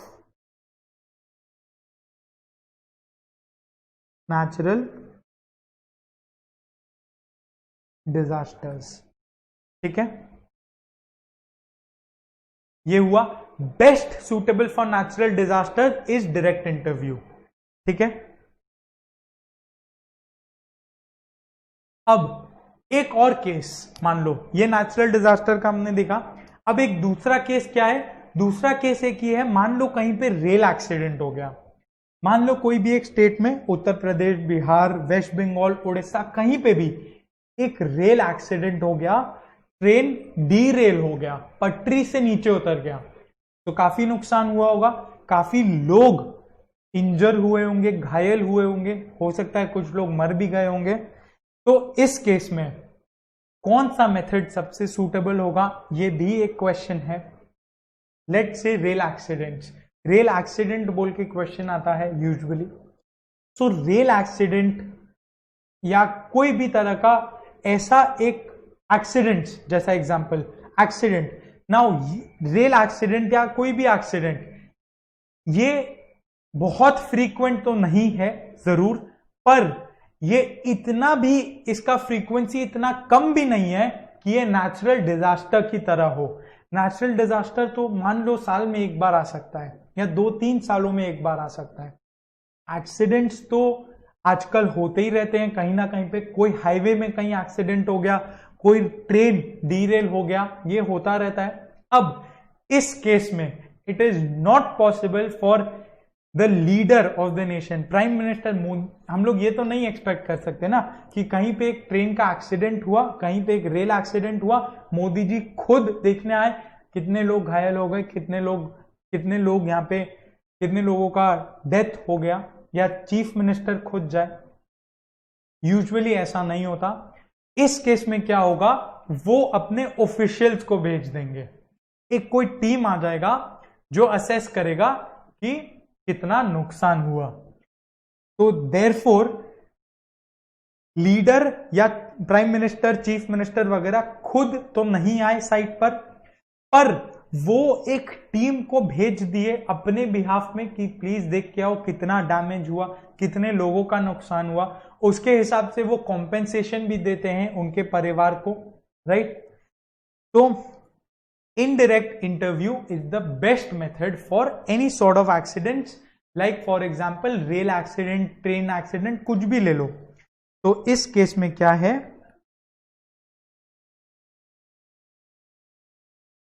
इस केस में एग्जाम्पल है sorry, best suitable for rail accidents etcetera, ठीक है। एक्सीडेंट्स वगैरह के लिए बेस्ट सूटेबल है इनडायरेक्ट इंटरव्यू, ठीक है। टेलीफोनिक इंटरव्यू में समझ में आया, टाइम टेकन सबसे कम है, एरिया कवरेज ऑब्वियसली बाकी दोनों के मुकाबले ज्यादा होगा, और रिस्पॉन्स नहीं आने का चांस भी इसमें बढ़ जाता है। That was interview method. Primary source में हमारा 3 मेथड है, इंटरव्यू, क्वेश्चनर, ऑब्जर्वेशन। उसमें इंटरव्यू में 3 मेथड्स हैं, direct, indirect, telephonic. Direct interview में हमने देखा क्या है, गवर्नमेंट खुद भेज रहा है डेटा कलेक्ट करने के लिए, या जॉब इंटरव्यू हो रहा है, आप खुद जा रहे हो कंपनी में इंटरव्यू देने, इसमें टाइम टेकन ज्यादा है।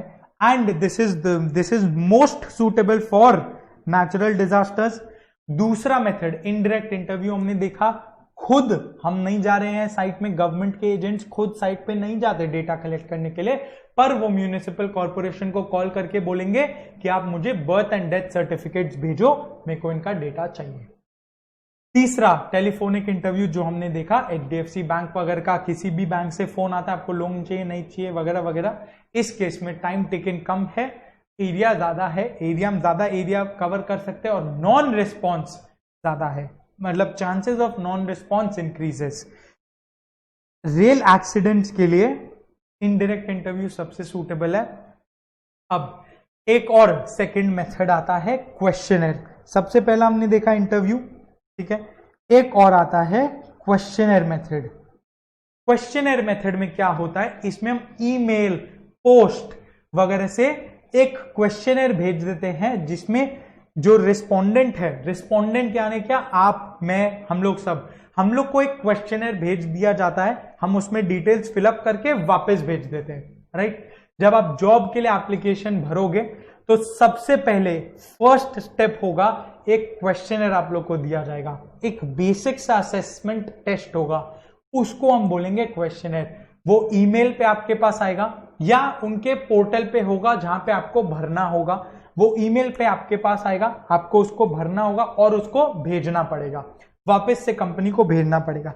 इसमें बहुत ही एक इंटरेस्टिंग एग्जांपल आप लोग को हम दिखा सकते हैं, ध्यान से देखना। ये एक कंपनी है जो मैंने और मेरे फ्रेंड, ये रियल कंपनी है, रियल एग्जांपल का मैं आपको बात कर रहा हूं, यहां आपके सामने बात कर रहा हूं, कोई ये इमेजिनरी एग्जांपल नहीं है। कार स्वच्छ बोल के कंपनी है, जो इनफैक्ट ये मेरा ही है और मेरे एक दोस्त का है, हमने मिलकर स्टार्ट किया था कुछ टाइम पहले। तो ये कंपनी में क्या होता है, कार क्लीनिंग होता है, ठीक है, डीप क्लीनिंग हम करते हैं डोर टू डोर। घर घर में जाके। तो इसमें हम जैसा मैं आपको एग्जांपल दिखाता हूं हम कैसे करते हैं। यहां पे कोई आके बुक कर सकता है, लोड हो रहा है, हो गया। ये व्हाट वी डू पूरा वीडियो है यहाँ पे, इसमें हम वीडियो देखते हैं क्या है पूरा सर्विस, हाउ इट वर्क्स, क्या क्या है सर्विसेज, मोर डिटेल में जाके और भी देख सकते हैं। ये यूएसपीज वगैरह, फीडबैक्स। अब इसमें हमारा पर्पस क्या होता है, हमारा एक ऑब्जेक्टिव होता है, किसी के भी पास हमने जब सर्विस के लिए भेजा, डीप क्लीनिंग के लिए भेजा, मशीन से वो जब क्लीन व्लीन कर रहा है, गाड़ी पॉलिश वगैरह हो रहा है, उसके पास जब हमने भेजा, तो ये हमारा मॉरल ड्यूटी है कि हम वो कस्टमर से फीडबैक कलेक्ट करें, राइट। तो हम क्या करते हैं, कॉन्टैक्ट अस में सपोज आए, यहां पे हमारा कॉन्टैक्ट है, जो कस्टमर खुद हम लोग को कॉन्टैक्ट कर सकता है, पर जो हमारा मॉरल ड्यूटी है वो हम क्या करते हैं, ये जो कॉन्टैक्ट अस है, name, email, phone number, message, यहां फीडबैक डाल के हम सबमिट कर देते हैं। ये लिंक, ये जो लिंक है, ये लिंक हम कॉपी करके वो कस्टमर को भेज देते हैं जहां पे जिनके पास अभी सर्विस हो रहा है।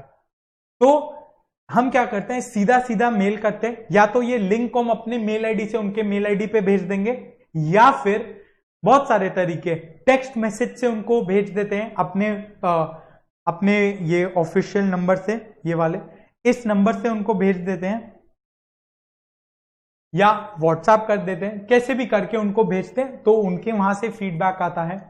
तो इससे दिस इज अ क्वेश्चनर, एक क्वेश्चनर हमने मेल कर दिया, carswatch.com का लिंक यूज करके हम मेल कर दिए और वो हमारे को फीडबैक शेयर करता है, जो यूज करके हम अपना सर्विस को इंप्रूव करते हैं। ऐसा ही और भी बहुत सारे कंपनीज करते हैं, डोमिनोज वगैरह भी करते हैं। तो सबका ये फीडबैक कलेक्ट करने का क्वेश्चनर एक तरीका होता है। आई होप ये बहुत क्लियर होगा, क्योंकि एक लाइव एग्जांपल, एक प्रैक्टिकल एग्जांपल हमने देखा है इसका। तो इसमें लिख लो एग्जाम्पल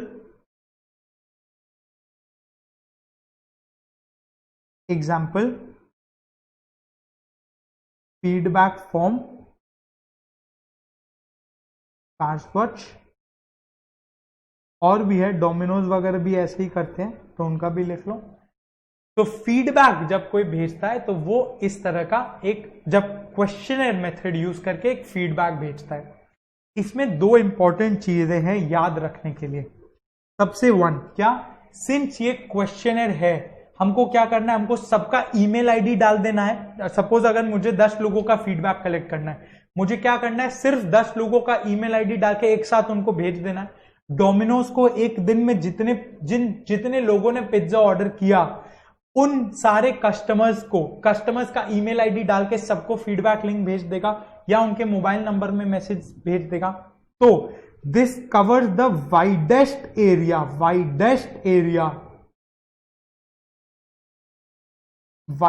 एरिया ये कवर करता है इन मिनिमम टाइम। या टाइम वाला चीज को हटाते हैं, बेकार कंफ्यूजन होगा। वाइडेस्ट एरिया चीज हम लोग को याद रखना है, ठीक है।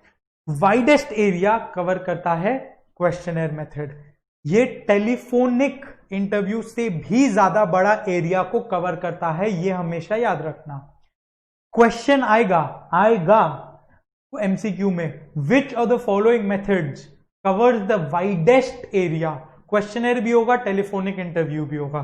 Questionnaire will be the answer without doubt, ठीक है। Questionnaire covers the widest area, logical भी है ना।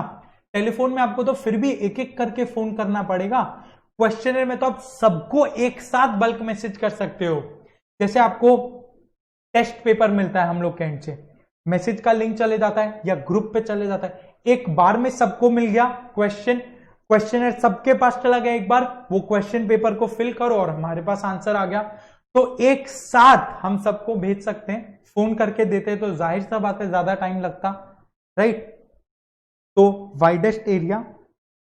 नंबर 2, अब सिंस ये वाइडेस्ट एरिया कवर करता है और इसमें ह्यूमन इंटरैक्शन इन्वॉल्व नहीं है, इसमें सिर्फ हम, जैसे आप लोग टेस्ट नहीं देते, नॉन रिस्पॉन्स, आप लोग टेस्ट नहीं देते, नहीं दे रहे हो ना, बहुत जन टेस्ट नहीं दे रहे हैं, तो आप लोग जब टेस्ट नहीं देते तो this is one problem, non response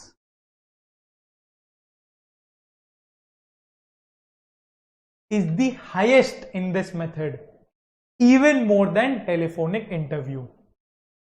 हमने फीडबैक लिंक तो भेज दिया, सारे कस्टमर्स को भेज दिए, सारे क्लाइंट्स को भेज दिए, पर हो सकता है अगर 100 को भेजा तो हो सकता है कुछ 5 लोग ही रिस्पॉन्स करें, बाकी 95 छोड़ दे, कुछ भी हो सकता है 50 लोग रिस्पॉन्स कर दे, बाकी 50 छोड़ दे, इग्नोर कर दे। सिमिलरली हम भी ऐसा करते हैं, जब मेरे पास एटलीस्ट जब डोमिनोज से फीडबैक आता है तो मैं भी नहीं देता, बहुत बार भूल जाता हूं देना। सिमिलरली आप लोग तो रोज ऐसा करते हो, टेस्ट का पेपर इग्नोर कर देते हैं, आप लोग भी करते हैं। Non response is the highest in questionnaire method. हाँ, जरूर हम सुना रहा था तुम लोग को, तो non response is the highest in questionnaire method, ये याद रखना है। It covers the widest area, that is a merit of this method, पर इसका नॉन रिस्पॉन्स सबसे ज्यादा है, ये इसका प्रॉब्लम है। टेलीफोनिक इंटरव्यू के लिए एक चीज जो याद रखना है, वो क्विकेस्ट है, that is the fastest method. तो telephonic interview is the quickest और questionnaire method is covers the widest area and इसमें नॉन रिस्पॉन्स सबसे ज्यादा होता है। टेक्निकली टेलीफोन क्वेश्चनर को हम क्विकेस्ट इसीलिए नहीं बोलते क्योंकि बहुत जगह लोग इसको स्किप कर देते हैं, पर टेलीफोनिक इंटरव्यू में ऐसा नहीं होता है। टेलीफोन में तो एटलीस्ट आप देखोगे ना, हो सकता है मिस कॉल में देखोगे, पर देखोगे जरूर, वो आपसे मिस नहीं होगा। तो telephonic interview is the quickest method एक एक जन को पहुंचने का, पर questionnaire method is covers the widest area at once and उसमें नॉन रिस्पॉन्स का प्रोबेबिलिटी सबसे ज्यादा होता है। यहां तक क्लियर है? 2 मेथड हमने डिस्कस कर लिया, इंटरव्यू, क्वेश्चनर। अब थर्ड मेथड ऑब्जर्वेशन। ऑब्जर्वेशन क्या है? इसमें हम देख के डेटा कलेक्ट करते हैं, बाय ऑब्जर्वेशन, खुद ऑब्जर्व करके डेटा कलेक्ट करते हैं, दैट इज ऑब्जर्वेशन 1। ऑब्जर्वेशन का क्या मेथड हुआ? मान लो एक एग्जांपल देते हैं, जब तुम लोग का आईपीसीसी क्लियर हो जाएगा, सीए इंटरमीडिएट जिसको बोलते हैं, इंटरमीडिएट जब क्लियर हो जाएगा तब तुम लोग आर्टिकलशिप के लिए अप्लाई करोगे। जब आर्टिकलशिप हो जाएगा, कोई कंपनी में आर्टिकलशिप करोगे, जाना पड़ेगा ऑडिट करने के लिए, स्टैट्यूटरी ऑडिट करने के लिए। तो ऑडिट का एक पार्ट होगा स्टॉक ऑडिट। कंपनीज को क्या करना पड़ता है, ईयर एंड में 31 मार्च को, जैसे आईटीसी को, आईटीसी, डाबर, एचयूएल वगैरह 31 मार्च पे आईटीसी को यह बताना पड़ेगा कि उसके पास कितना चिप्स का पैकेट है इन्वेंट्री में, कितने सिगरेट बॉक्सेस है इन्वेंट्री में, कितना बिस्किट्स का पैकेट्स है इन्वेंट्री में। डाबर को यह बताना पड़ेगा कितना टूथपेस्ट है इन्वेंट्री में, कितने च्यवनप्राश का बॉक्सेस है, कितना च्यवनप्राश का जो भी डब्बा है इन्वेंट्री में कितना पड़ा है। और ये कौन बताएगा? ये तुम लोग बताएगा। कब? जब तुम लोग आर्टिकलशिप में जाएगा स्टॉक ऑडिट करने, तो तुम लोग ऑब्जर्व करेगा, कैलकुलेट करेगा, हाँ चलो यहां पे इतना इतना इतना इतना इन्वेंट्री पड़ा है। चिप्स, एक एक चिप्स तो नहीं गिनेगा, पर कितने कार्टन, कितने बॉक्सेस पड़े हैं, ये तुम लोग ऑब्जर्व करेगा। ये डिफरेंट है इंटरव्यू से। डायरेक्ट इंटरव्यू में किसी से बात करना जरूरी है, एक इंटरव्यूअर है, एक इंटरव्यूई है, 2 लोगों का इंटरैक्शन होना जरूरी है। जैसा जब डेटा गवर्नमेंट खुद घर घर बेच के कलेक्ट कर रहा है, या आप जॉब इंटरव्यू के लिए जा रहे हैं। दूसरा, ऑब्जर्वेशन में चीजों को ऑब्जर्व करना होता है, लोगों को ऑब्जर्व नहीं करना होता है। तो यहां पे जैसा स्टॉक ऑडिट में जब जाएंगे, कंपनी का इन्वेंट्री, स्टॉक, उसको ऑब्जर्व करके नोट करना पड़ेगा कि हाँ इतना इन्वेंट्री है, बाय ऑब्जर्वेशन। तो दिस इज ऑब्जर्वेशन। ऑब्जर्वेशन उतना ज्यादा आजकल यूज नहीं होता, कहीं कहीं जगह पे यूज होता है, जैसा स्टॉक ऑडिट अभी जो हमने डिस्कस किया, not very frequently used.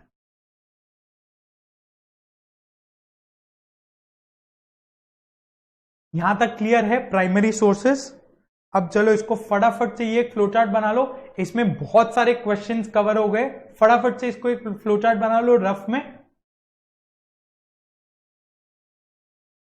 Primary sources of data में फटाफट से फ्लो चार्ट को प्रिपेयर कर लो, जिसको टाइम लग रहा है प्लीज इसको पॉज करो या फोटो वोटो खींचो, जो करना करो। अब वापस से पहला वाला में आ जाता है। कलेक्शन ऑफ डेटा में दो ब्रॉड पार्ट्स है, प्राइमरी सेकेंडरी। प्राइमरी को अभी हम लोग बहुत विस्तार से समझे, बहुत डिटेल में समझे, तो इसको प्राइमरी डेटा वाले पार्ट को नोट कर लो। और सेकेंडरी डेटा, प्राइमरी डेटा वाला पार्ट कौन सा हुआ, ये वाला। तो प्राइमरी डेटा में ये फ्लो चार्ट कंटिन्यू हो जाएगा, और सेकेंडरी डेटा में अभी हम लोग बस उसमें कुछ सोर्सेज जानना और कुछ करना नहीं है, वो हम लोग फटाफट से कर लेते हैं। तो प्राइमरी डेटा में क्या सोर्सेज है, one international sources, sorry secondary data. Secondary data क्या हुआ, वो ऑलरेडी कहीं पे है, बस हम लोग को उसको यूज करना है, ठीक है। तो पहला सोर्स क्या है, international sources. International sources like IMF हो गया, इंटरनेशनल मॉनेटरी फंड, WHO हो गया। अभी कोरोना वायरस का जब टाइम चला था तो सब लोग WHO को रेफर करते थे गाइडलाइन के लिए, वो गाइडलाइन इशू करता था, हम लोग वहां से रेफर करते थे। केसेस के लिए वो WHO पे रेफर करते थे, मेडिकल ट्रीटमेंट के लिए रेफर करते थे, तो वो हो गया इंटरनेशनल सोर्सेज से रेफर करना। कोरोना वायरस का क्या ट्रीटमेंट था वो वहां पे प्रिस्क्राइब्ड होता था, सब कुछ उधर से रेफर करते थे। या वर्ल्ड बैंक भी है, ये हुआ इंटरनेशनल सोर्सेस। इसको साथ साथ ही लिखते चलना, इसमें ज्यादा कुछ है नहीं, बस सोर्सेस के नाम है कुछ कुछ।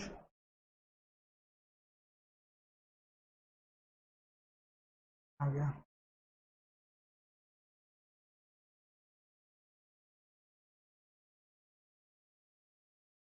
Number 2, government sources. Government sources यानी खुद का कंट्री का गवर्नमेंट, जैसा इंडिया में है गवर्नमेंट के काफी सारे वेरियस गवर्नमेंट सोर्सेज है, स्टैटिस्टिकल ऑर्गेनाइजेशन है, बहुत सारे अलग अलग ऑर्गेनाइजेशन है जहां से डेटा मिलता है। Ministry of road and transport है, मिनिस्ट्री ऑफ एजुकेशन है, बहुत सारे अलग अलग है, मिनिस्ट्री ऑफ MCA हो गया, ये सब गवर्नमेंट सोर्सेज हो गए। थर्ड क्या है, थर्ड में बोलेंगे क्वासी गवर्नमेंट सोर्सेस या प्राइवेट। क्वासी गवर्नमेंट क्या हुआ, क्वासी गवर्नमेंट इज जो पार्टली गवर्नमेंट है पार्टली प्राइवेट। सबसे बढ़िया एग्जांपल है ये हमारा ICAI, ISI, Indian statistical institute. इस तरह के कुछ कुछ इंस्टीट्यूट्स है, ऑर्गेनाइजेशन है जो क्वासी गवर्नमेंट सोर्सेज है, उनसे भी हम डेटा ले सकते हैं, राइट। फोर्थ क्या है, एक है अनपब्लिश्ड सोर्सेज, जैसे कोई भी रिसर्च रिपोर्ट वगैरह हुआ उसको हम रेफर कर सकते हैं। कोई भी कंपनी वगैरह का रिसर्च रिपोर्ट हुआ, कोई भी अनपब्लिश्ड ऑर्गेनाइजेशन या कोई प्राइवेट ऑर्गेनाइजेशन, प्राइवेट कंपनी का रिसर्च रिपोर्ट वगैरह, वो हम रेफर कर सकते हैं, दैट इज अनपब्लिश्ड सोर्सेज। तो सोर्सेज ऑफ सेकेंडरी डेटा में सिर्फ 4 चीज ध्यान रखना और कुछ नहीं, इसमें ज्यादा कोई क्वेश्चन नहीं बन सकता, सिर्फ ये 4 चीजों के बेसिस पे बनेगा। एक इंटरनेशनल सोर्सेज, IMF हो गया, WHO, वर्ल्ड बैंक एक्सेट्रा, उनसे हम डेटा ले सकते हैं। गवर्नमेंट सोर्सेज, गवर्नमेंट का पब्लिश डेटा, जो हम एग्जांपल लेते हैं डाबर रेफर करेगा सेंसस, गवर्नमेंट के सेंसस को वो डेटा लेने के लिए, तो डाबर रेफर कर रहा है गवर्नमेंट सोर्स पे, government source. Third quasi government source या प्राइवेट, क्वासी गवर्नमेंट हो गया ICAI, क्वासी गवर्नमेंट सोर्स, और दूसरा भी एक ऑप्शन है प्राइवेट सोर्सेज। फिर लास्ट में अनपब्लिश्ड सोर्सेज, जो कोई रिकग्नाइज्ड सोर्स नहीं है पर इसका भी कोई रिपोर्ट पब्लिश्ड है, वहां से हम ले लेते हैं, ठीक है। अब नेक्स्ट आते हैं, ये हुआ कलेक्शन ऑफ डेटा पूरा खत्म, प्राइमरी सेकेंडरी। प्राइमरी के 3 parts, interview, questionnaire, observation. Interview में 3 पार्ट्स, डायरेक्ट, इनडायरेक्ट, टेलीफोनिक। फिर हुआ सेकेंडरी, सेकेंडरी के 4 parts, international, government, quasi government या प्राइवेट, और अनपब्लिश्ड। ये था कलेक्शन से डील करता था। अब क्लासिफिकेशन ऑफ डेटा इंपॉर्टेंट है, डेटा हमने कलेक्ट किया, अब वो डेटा रॉ डेटा है, ऐसे ही तो यूज नहीं कर सकते, उसको अपने हिसाब से क्लासिफाई करना पड़ेगा। क्लासिफिकेशन कैसे होता है ये उस पर डील करता है। डेटा किस तरह से क्लासिफाइड होता है, सोर्स ऑफ कलेक्शन के बेसिस पे। क्या जो अभी अभी हमने देखा है सोर्स ऑफ कलेक्शन का बेसिस, क्या देखा है, प्राइमरी, सेकेंडरी, तो सोर्स ऑफ कलेक्शन पे प्राइमरी डेटा है, सेकेंडरी डेटा है, ये एक क्लासिफिकेशन है जो अभी अभी हम पढ़ के आए हैं बहुत डिटेल में, ये वही है। नॉन फ्रीक्वेंसी और फ्रीक्वेंसी डेटा, ये दो और क्लासिफिकेशंस पॉसिबल है, राइट। ये जो दो क्लासिफिकेशन है ये क्या है? फ्रीक्वेंसी डेटा क्या होता है? फ्रीक्वेंसी डेटा वो है जो काउंट हो सकता है, जिसका फ्रीक्वेंसी अटैच्ड है। फ्रीक्वेंसी डिस्ट्रीब्यूशन हम पढ़े थे मीन मीडियन मोड में, तो इसका ये डेटा में फ्रीक्वेंसी अटैच करना पॉसिबल है, उसको हम फ्रीक्वेंसी डेटा बोलते हैं। तो उसके बेसिस पे कुछ क्लासिफिकेशन है। और नॉन फ्रीक्वेंसी डेटा यानी इसका कोई फ्रीक्वेंसी नहीं होता, ये सिर्फ डेटा है विदाउट एनी फ्रीक्वेंसी, ठीक है। तो इसका एक क्लासिफिकेशन है। फ्रीक्वेंसी डेटा सिंपल है, ये हमारा जाना पहचाना है, तो इसको एक बार देख लेते हैं। फ्रीक्वेंसी डेटा होता है क्वांटिटेटिव, जो हमने पढ़ा है, या क्वालिटेटिव, राइट। क्वांटिटेटिव को हम, इसका टर्म क्या होता है? Cardinal data, cardinal data. Qualitative को हम क्या बोलते हैं? ऑर्डिनल डेटा, ऑर्डिनल डेटा, ठीक है। क्वांटिटेटिव क्वालिटेटिव हम बहुत डिटेल में ऊपर डिस्कस करके आए हैं। क्वांटिटेटिव को हम स्टैटिस्टिक्स में कार्डिनल बोलते हैं, जो मेजरेबल है, जो क्वांटिटेटिव है, वो उसके साथ एक मेजरमेंट अटैच किया जा सकता है। फॉर एग्जाम्पल, जो एग्जाम्पल जब भी हमने पढ़े, age, marks, height, weight etcetera, all of this is cardinal data, ये मेजर किया जा सकता है। दूसरा फ्रीक्वेंसी डेटा है ordinal data. Ordinal data, ordinal data को क्या हुआ, क्या बोलते हैं? एट्रीब्यूट्स या क्वालिटेटिव डेटा, जिसको मेजर नहीं किया जा सकता। अभी हमने पढ़ा है nationality, religion, drinking and smoking habits etcetera etcetera, जिसके साथ कोई मेजरमेंट अटैच नहीं कर सकते, उसको ऑर्डिनल डेटा बोलते हैं। पर फ्रीक्वेंसी अटैच जरूर कर सकते हैं। कितने मेल है, कितने फीमेल है, यह बताना पॉसिबल है, पर मेल और फीमेल पे आगे हम लोग कोई स्टैटिस्टिकल प्रोसेस या काम नहीं कर सकते, कोई स्टैटिस्टिकल मेथड अप्लाई नहीं कर सकते। दैट इज वाई इसको फ्रीक्वेंसी डेटा बोलते हैं, बिकॉज फ्रीक्वेंसी अप्लाई करना पॉसिबल है, पर ordinal data is non measurable, उसको क्वालिटेटिव बोलते हैं। यहां तक क्लियर है? अब जो लास्ट क्लासिफिकेशन एक हमारा बचा है, that is non frequency data. Non frequency data में क्या होता है? नॉन फ्रीक्वेंसी डेटा में दो टाइप के डेटा सीरीज पॉसिबल है, एक टाइम सीरीज और एक जिसको हम बोलते हैं ज्योग्राफिकल, ठीक है।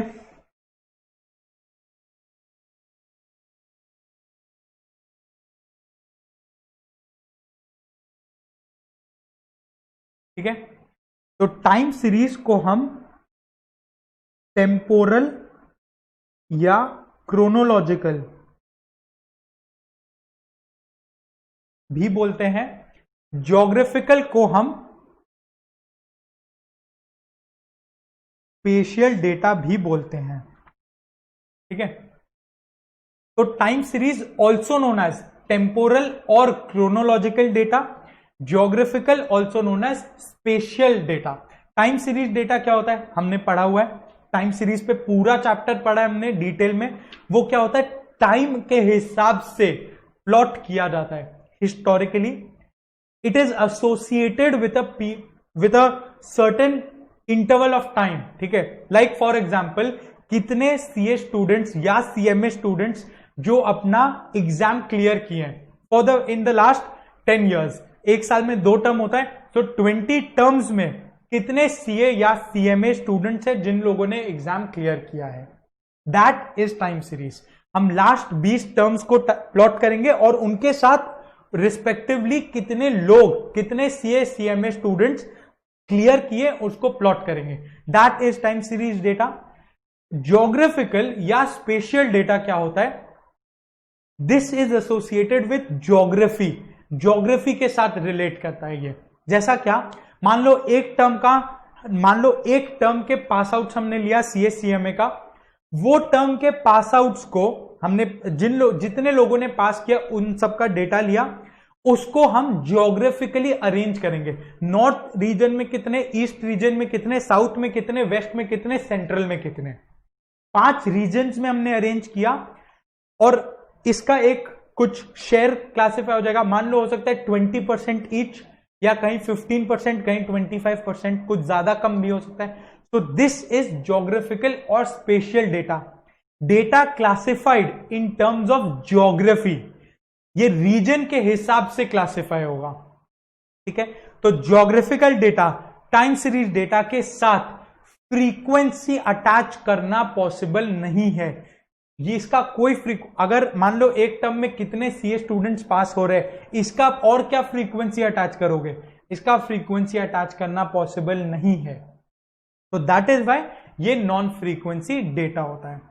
सोर्स ऑफ कलेक्शन में हमने देखा primary secondary, non frequency data में हमने देखा टाइम सीरीज में, जिसमें टेम्पोरल, क्रोनोलॉजिकल, ज्योग्राफिकल, जिसको हम स्पेशियल बोलते हैं। फ्रीक्वेंसी में क्वांटिटेटिव या क्वालिटेटिव, क्वांटिटेटिव हो गया कार्डिनल, क्वालिटेटिव हो गया ऑर्डिनल, राइट। तो यहां तक हमारा 2 पार्ट्स खत्म हो गया। थर्ड पार्ट अब हम प्रेजेंटेशन ऑफ डेटा से स्टार्ट करेंगे। 2 पार्ट्स और बचे छोटे छोटे, काफी इंटरेस्टिंग, नेक्स्ट क्लास में कवर कर लेंगे। 2 पार्ट्स हमारा पूरा क्लियर है, 2 पार्ट्स और बचे, छोटे छोटे पार्ट से ज्यादा टाइम नहीं लगेगा। तो आज के लिए इतना ही, ये सबको रिवाइज कर लो। नेक्स्ट क्लास हम जो बचे हुए 2 पार्ट्स है उसको फिनिश कर लेंगे और चैप्टर खत्म हो जाएगा। तो बाय बाय।